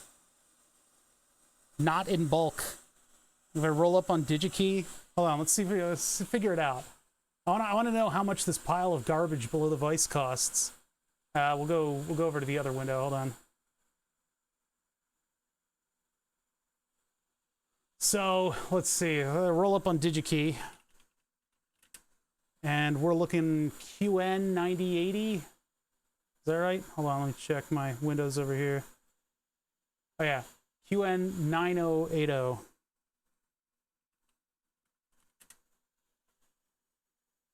Where did I just type that? Where did that go? Where did I type that? Somebody just got a message from me that just said QN 9080.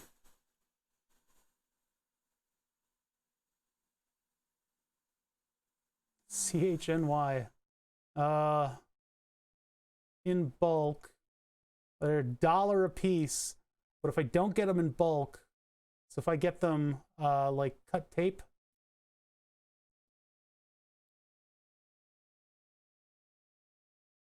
$10 each. Holy shit. $3 each if I buy them in bulk. Holy. Well then. I really hope this thing isn't locked down, huh? I wonder what the DHNY has to do with it. It might be the packaging. But if you get them in bulk, of course, you get like a massive discount. Those aren't in stock, though. None of them are in stock, of course. But it looks like you can get down to $1 if you buy 2,000 of them, right? What's their minimum requirement for bulk? I don't know. Maybe that's just a bad entry. 9080. 3,000, it's $6 a piece. Ah, well. I have a couple of them. We don't really need the microscope view. We can just do this view. The microscope view is a little weird because I've flipped it up on its head because it's easier for me to just knock them down. All right, let's do it.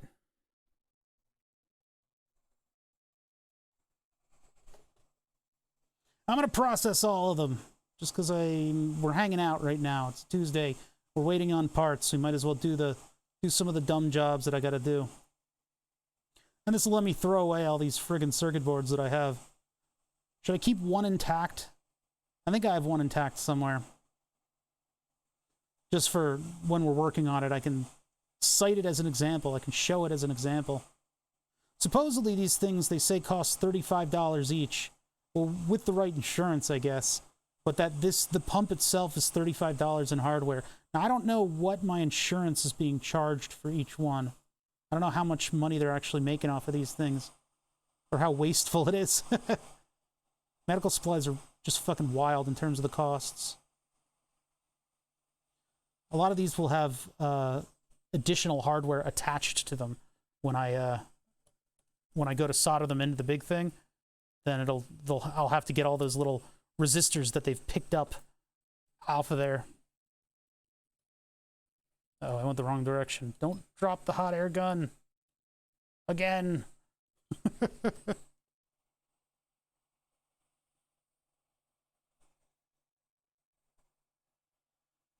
We definitely did not need all that flux that I used on the first one. Which is good. I don't like flux.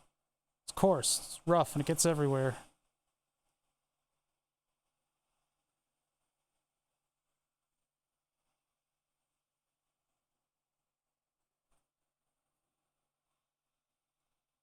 What? Hey. Okay. Well, a lot of resistors falling with that one. Grab it. Hold on to the hot air for dear life.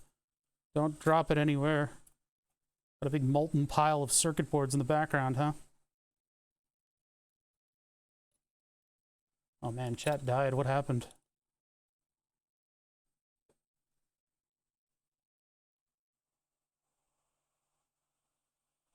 Alrighty. Next one. What's great about these, well, I mean, I guess it's a little bit of a shame that it doesn't do Wi-Fi. It's Bluetooth low energy, and I don't really have a lot of uses for Bluetooth low energy.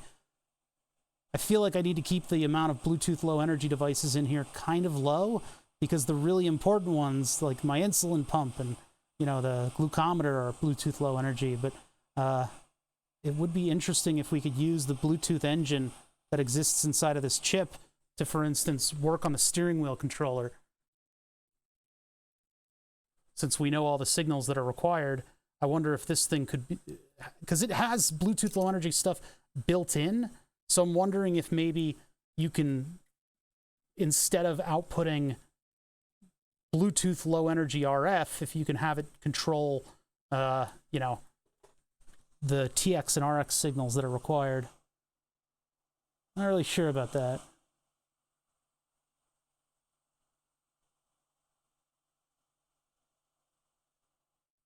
But it could have all of those signals, all the commands built into it. I don't know though. We'll play around. We'll see what kind of cool stuff we can do with this thing, if it works.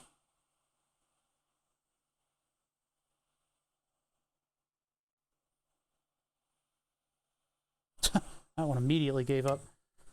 I think the whole thing gets to soldering temperature at once. Look at this absolute pile of medical waste that I'm generating. Jeez.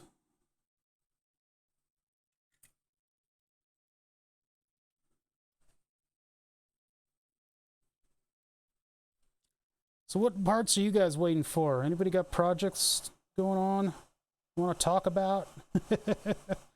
Oh my god, look at him. He's wasting away out there. He's actually asking his audience if they've got stuff going on. Oh my god. He's flailing, he's dying out there. Oh my god, and then there was a death fart. Couldn't even hold it in. It was the last we ever heard of a bother.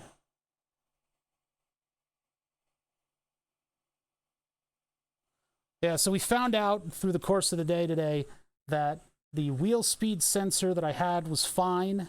We also found out that the BMW wheel speed sensor sends a digital signal in spite of it being a 2-wire device that also works on 8 volts. So, like, it was a functional wheel speed sensor, but it doesn't send a square wave. It sent, like, a little weird frequency wave, and then at the end of it, there was a little digital signal that said, hey, I'm a wheel speed sensor. I'm still alive. But the ones that I had apparently worked fine. So there's either a plug issue or the ABS device is killing it, in which case I'll have to pull the whole thing, bring it in here, and we'll have to work on it on the bench. Try to shore up the connections on it. There's a connection that's a little flexible, like, not flexible, but it's a little bonding wire, and that little bonding wire might be broken. What the hell is the focal point that I'm going for here? What's going on here? Everything looks out of focus. Why does half of this look out of focus and the other half isn't? There it is. A little better. Jeez. I try to keep the focus nice on the, you know, on the production here. Not have you guys watching a completely out of focus stream. You need to be a little further away though. You guys need to be like right here. And then if you're right there, that means your focus is like somewhere around there. There we go. And my hands keep picking up parts as I move them around, so I got to be careful about that. And I don't want to make these too much of a pile because then all the stuff will start sticking together. Because when I remove it, it's at soldering temperature. Look at all these friggin' $10 each. $10 each. If you're picking them up off a DigiKey. Absolutely wild.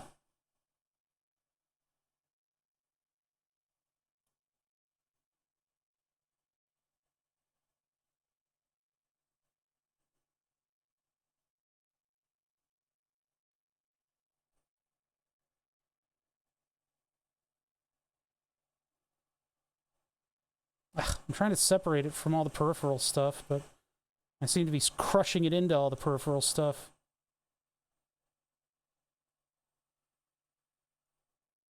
All the stuff that I don't need. Workbench is filling up with more and more projects. I know the feeling. I've been trying to pare down in here, throw things out. It's tough. It's a very difficult job. You should set out time to focus on something. Just knock them out, whatever little things. Or pack them away and identify what each one needs. Instead of actually solving the problem, just identify the problems. And then you can assess which ones to get at first.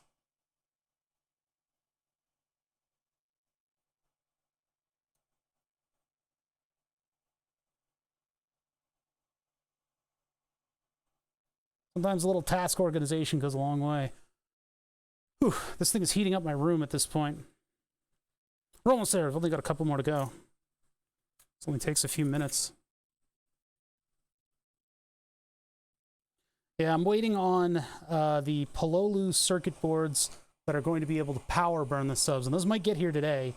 Pololu circuit boards, and I'm waiting on the clasps that are going to hold the glass cover on the front of the control panel for burn the subs. And then, once all that stuff gets in, and I get all that stuff assembled, we're on to wiring. Wiring is going to be kind of an extensive thing. That'll take a little bit. Once we're done wiring, we're on to programming. Of course, well, wiring and the pumps and stuff, I got to make sure that the 3D print can be sealed in some way so that water can be contained within it for years. Well, pumped through it for years, I should say. God, everything is getting warm. Everything is getting warm. I don't know exactly how long it took me to generate this many dead pumps, but I think it was in the order of 3 months. Maybe 2. So it's kind of a shocking amount of stuff. Just the reality of medical electronics. They don't care if they're throwing away a $10 microcontroller every 2 days. I do. I care deeply about such things, which is why we're here. It's why we're all here, Chet.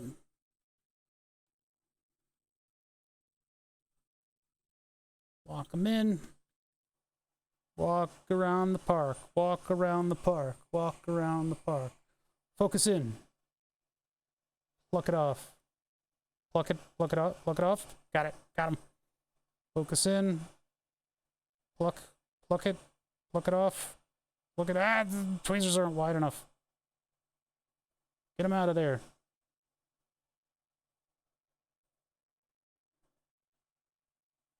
Oh, I'll just fall. Knock it out of the way. Get out of my way.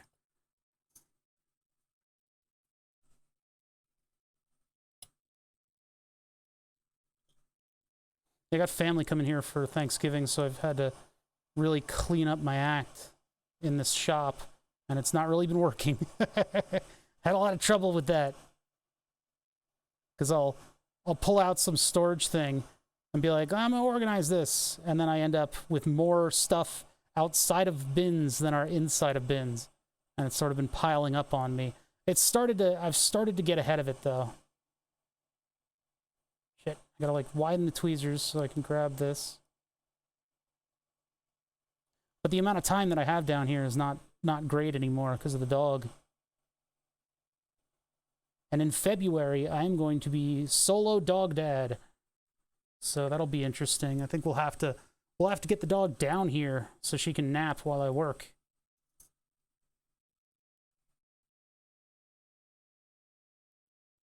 Yeah, it would be more effort than it's worth to reuse the electronics. Shipping would probably cost as much as the electronics in there anyway. I mean, it does look like they could just pop the electronics off and pop them onto a new board. But everything is sealed in there in such a way that I think it would be prohibitive to just even get inside the device to get to the circuit board. Because it was kind of difficult for me to cut away all the extremities, all the plastic and stuff. And then I have to use a knife to pop off the little plastic rivets that they use to attach the board. Which is basically just when you have a post that sticks through, and you melt the end of the post, and it just becomes like kind of like a rivet. So this job is uniquely suited for our skills. This vise is getting very warm.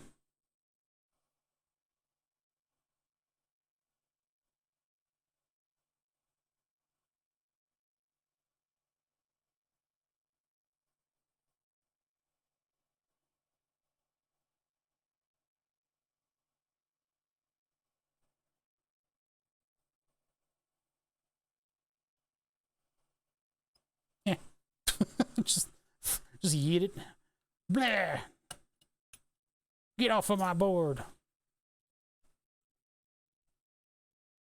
God, it really reeks. The smell has stopped coming off of this thing. It's just sort of a latent, weird smell. Weird smell, bro.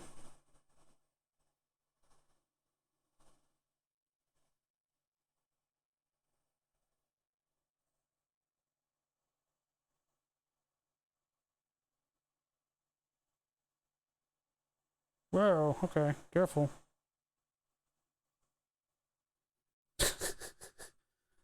God, this is welcome to the Tedium Dome. Ah! It's fine, he's fine, he's fine, he's fine. Big pile of heat below this thing, huh? Weird smell, but okay. Bro. Bro, it's a really weird smell, man.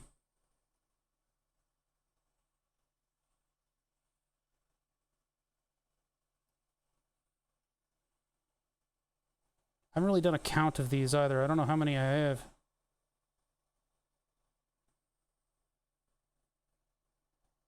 Doesn't really matter, though. I'm generating a new one every 2 days. It's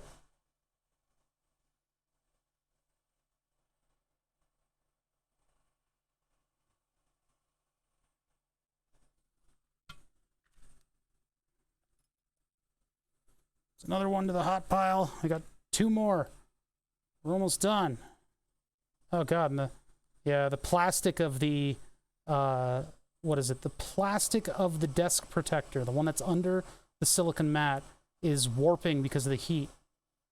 That's what the silicon mat is supposed to prevent that, but it can't stay off the tide. It's stave off, I don't know, whatever.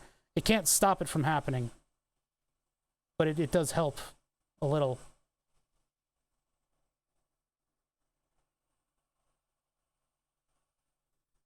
All right, last one. Oh, don't touch it with your hands. Shit.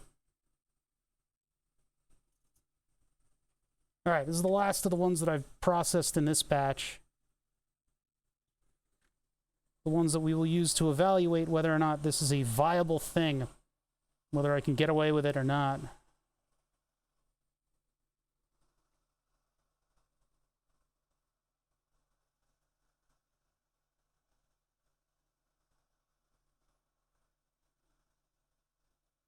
Bruh. There we go.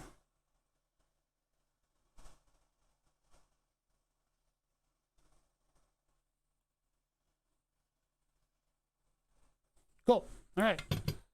That's it. Just a little bit of elbow grease and a little bit of a factory process there. Now this thing's going to get pretty loud, so you'll probably hear that in the background, but now we've got all of these chips to use. Well, hopefully. We don't know if we can use them yet.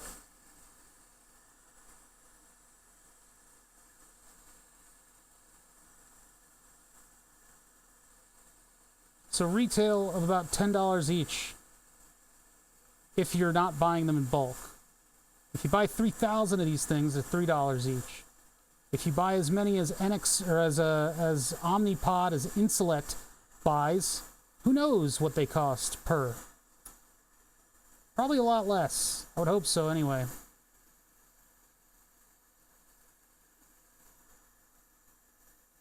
And we don't know what the hell this other chip is. We don't know what it is.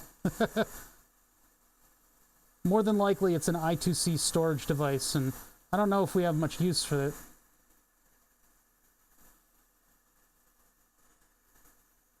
So there's $100.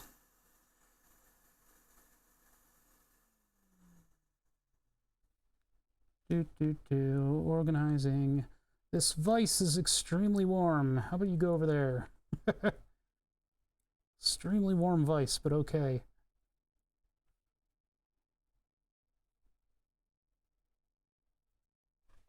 Am I in the way? No, not. Okay.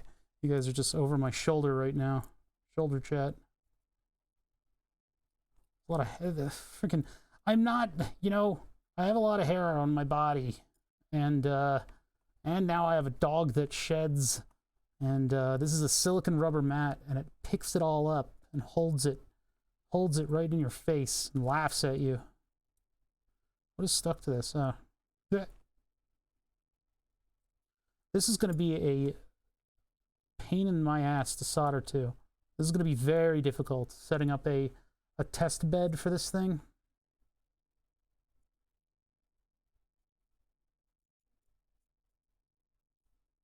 Doot.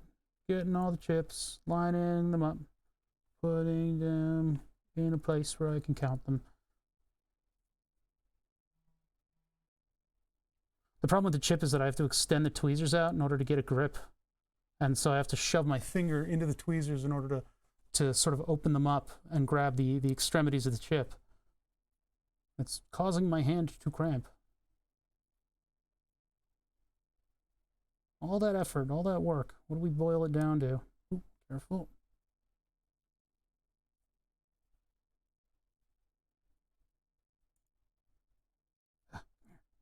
Stupid thing. There's 2 in here, aren't there? This is when I thought I'd only be doing so many of them.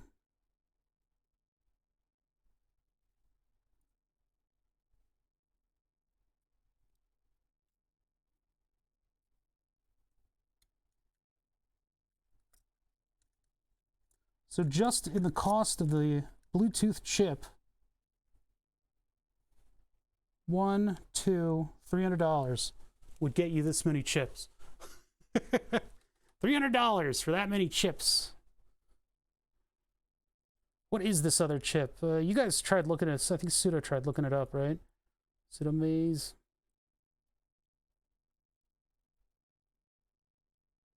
We'll take a look at it under the scope in just a sec. It's a lot of parts, but it would be pretty cool if I could utilize these. Make my own little board like the Pico Pi. It will be more expensive, for instance, than if I went out and just bought a bunch of Pico Pis. These'll cost me a little bit because I have to still make the circuit boards for it. Will I be getting a more powerful chip? I don't think so. I don't think I'll be getting a more powerful chip than with like a Pico Pi, for instance. So most of this is just sunken cost. There's not... Saving money on the chip is not really a thing to even consider. Why am I doing what I'm doing right now? Why am I doing exactly this? Is this me just being fiddly? I think it is. I think this is me being fiddly. I think I've allowed ADHD to take over and just start operating my body, and it turned into an organizing game. And now I can't stop until I'm finished. No, I'm going to stop right here. No, I got to do it.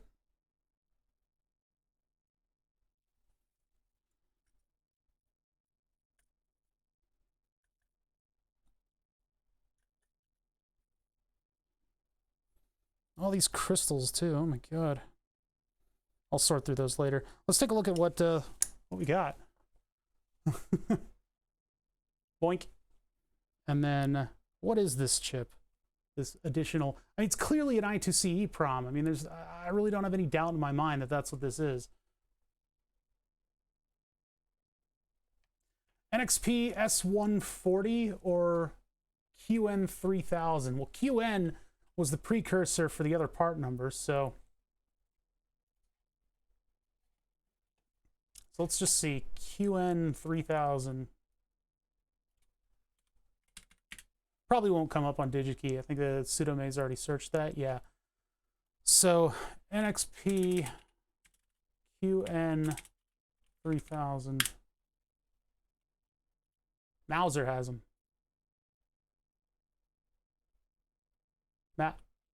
Okay, there it goes. Non-stocked. No data sheet. Cut reel.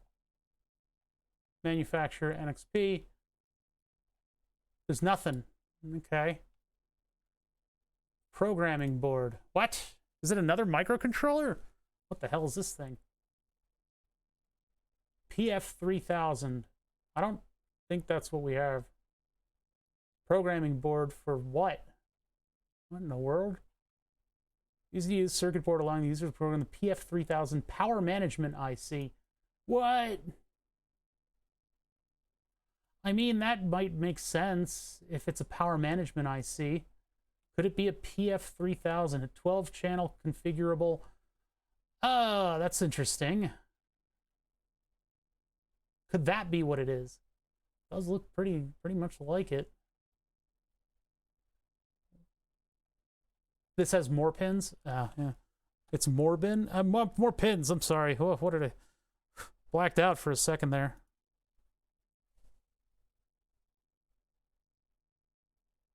You're right. Yeah, that is way more pins. You're correct. The QN3000 is pretty much definitely it, and it's probably not a 12-channel configurable power management IC. I was thinking like, hey, maybe it does that for running the batteries. No, it's definitely QN3000. That's 9090. It's like they won't even name what it is. It's kind of like they know it exists, but nothing. QN3000, wait, what was that one again? QN3000Z AVNet. What? Nah. Interesting. Okay. Then all data sheet probably is not what we're looking for. MOSFETs, MOSFETs, MOSFETs.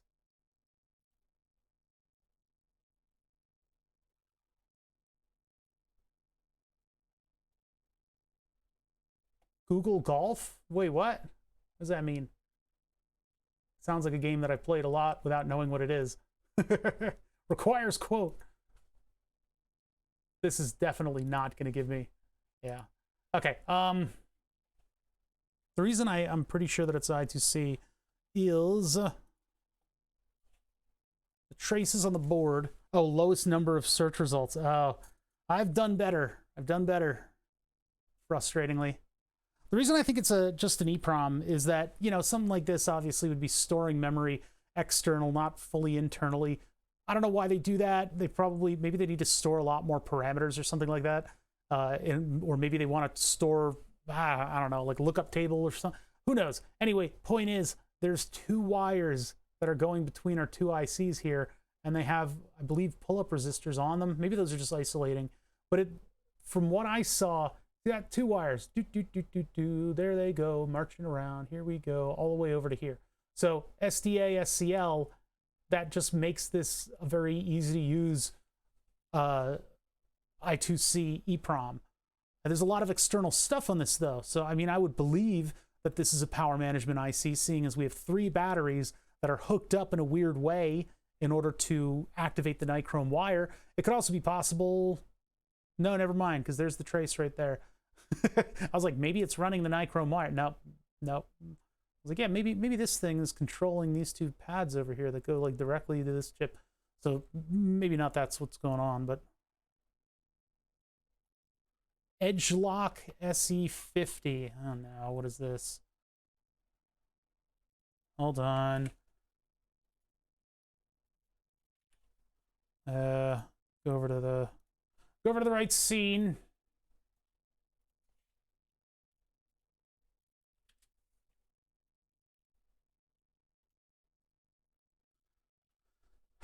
Plug and Trust Secure Element Family enhanced Internet of Things security with high flexibility.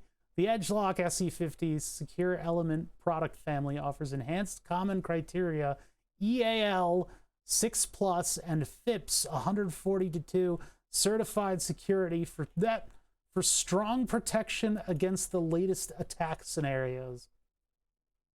Broad range of Internet of Things uses. See, the reason that I don't think it is, and it does kind of seem like this would be like an appropriate, it seems very similar. It really does, you're right. The only thing is, like, this is Bluetooth low energy, and like your phone can communicate with it just fine. Like, they were able to write software that communicates directly with this pump. So having a separate security Internet of Things encryption engine would be crazy.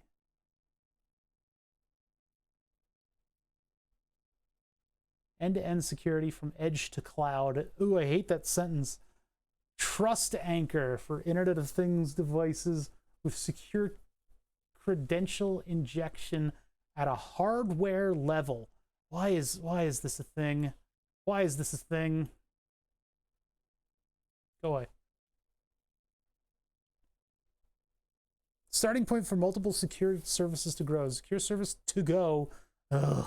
Platform provides scalability without compromise. This is faff. This is just farts that we're smelling. Security for digitized cards, tickets, physical products, and documents. End-to-end solution power. Blah blah blah blah blah. Secure services to go demonstrates. Blah blah blah blah blah. Me fair to go. It's like, yeah, it's like integrated Google Pay and stuff. Yeah, it's like, if they did use something like this, I don't think it would be, I don't know. I mean, it would, to garner an entire chip And if that secures what?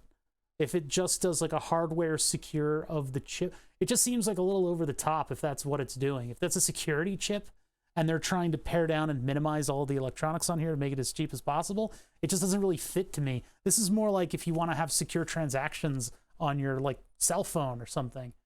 I don't know, it just, I would be shocked if it is. I also won't rule it out.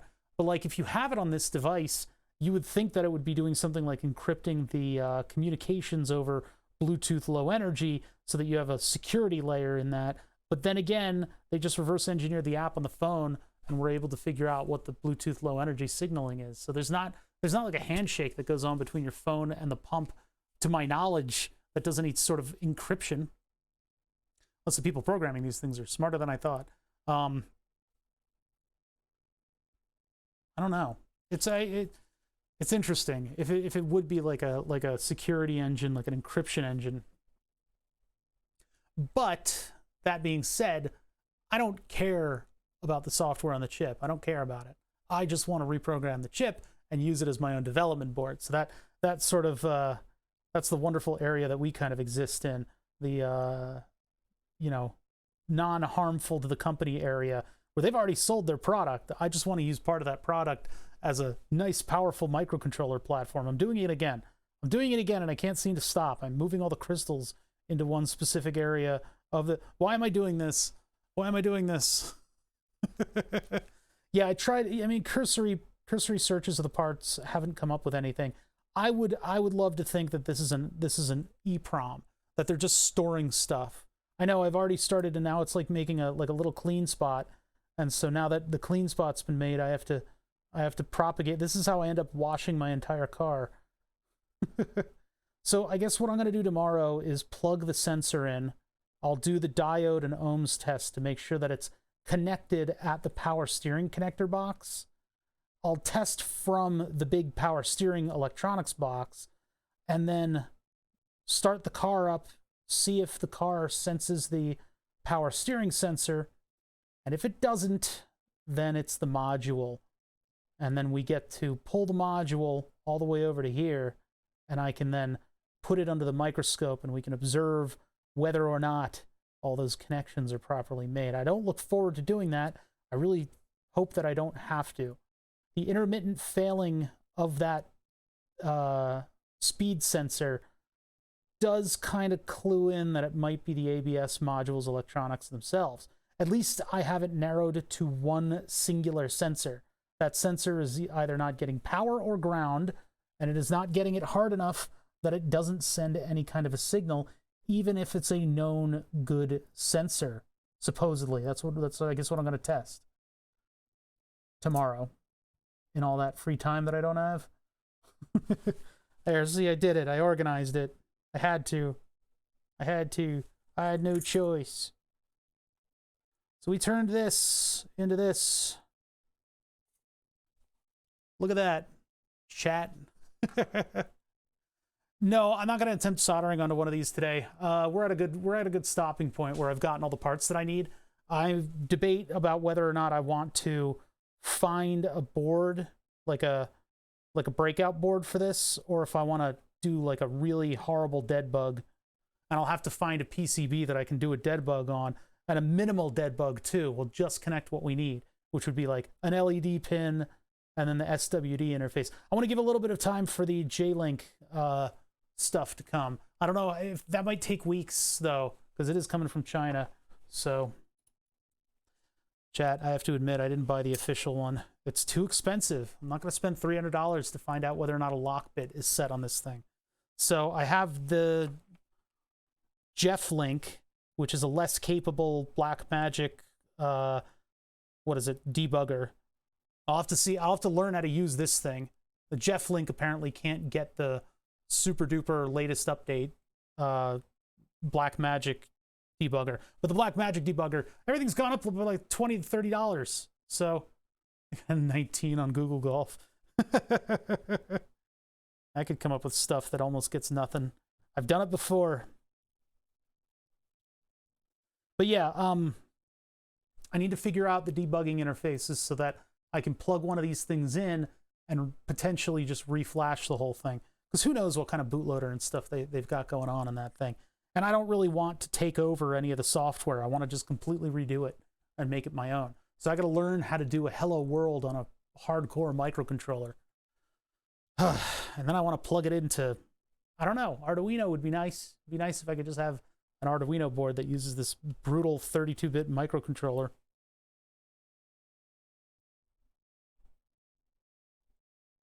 No, don't do it. Don't do it. I'm not going to do it. These are all garbage now. It's all e-waste, all the way down. Everything is electronic waste. Those poor dolphins. I'm going to throw them at dolphins like they're nunchucks.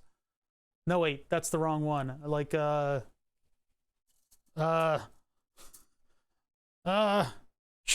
There we go. That's a... Oh, man.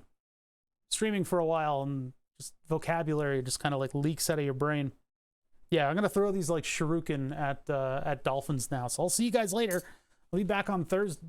Yeah, Thursday. Here's the end card with all the information in it, including dead social links for websites that stopped working or something. I don't know. I post to Twitter every now and then. Maybe I'll take a shot of this stuff and post it on Twitter and say, I told you I'd post this on Twitter.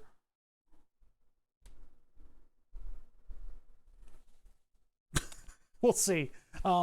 But until Thursday, I'm gonna figure some stuff out, and then I'll come back and report in on it. Hopefully we'll get parts in and we can work on Burn the Subs and get that project rolling forward. That's the focus right now. Burn the Subs needs to become a thing. I need that project.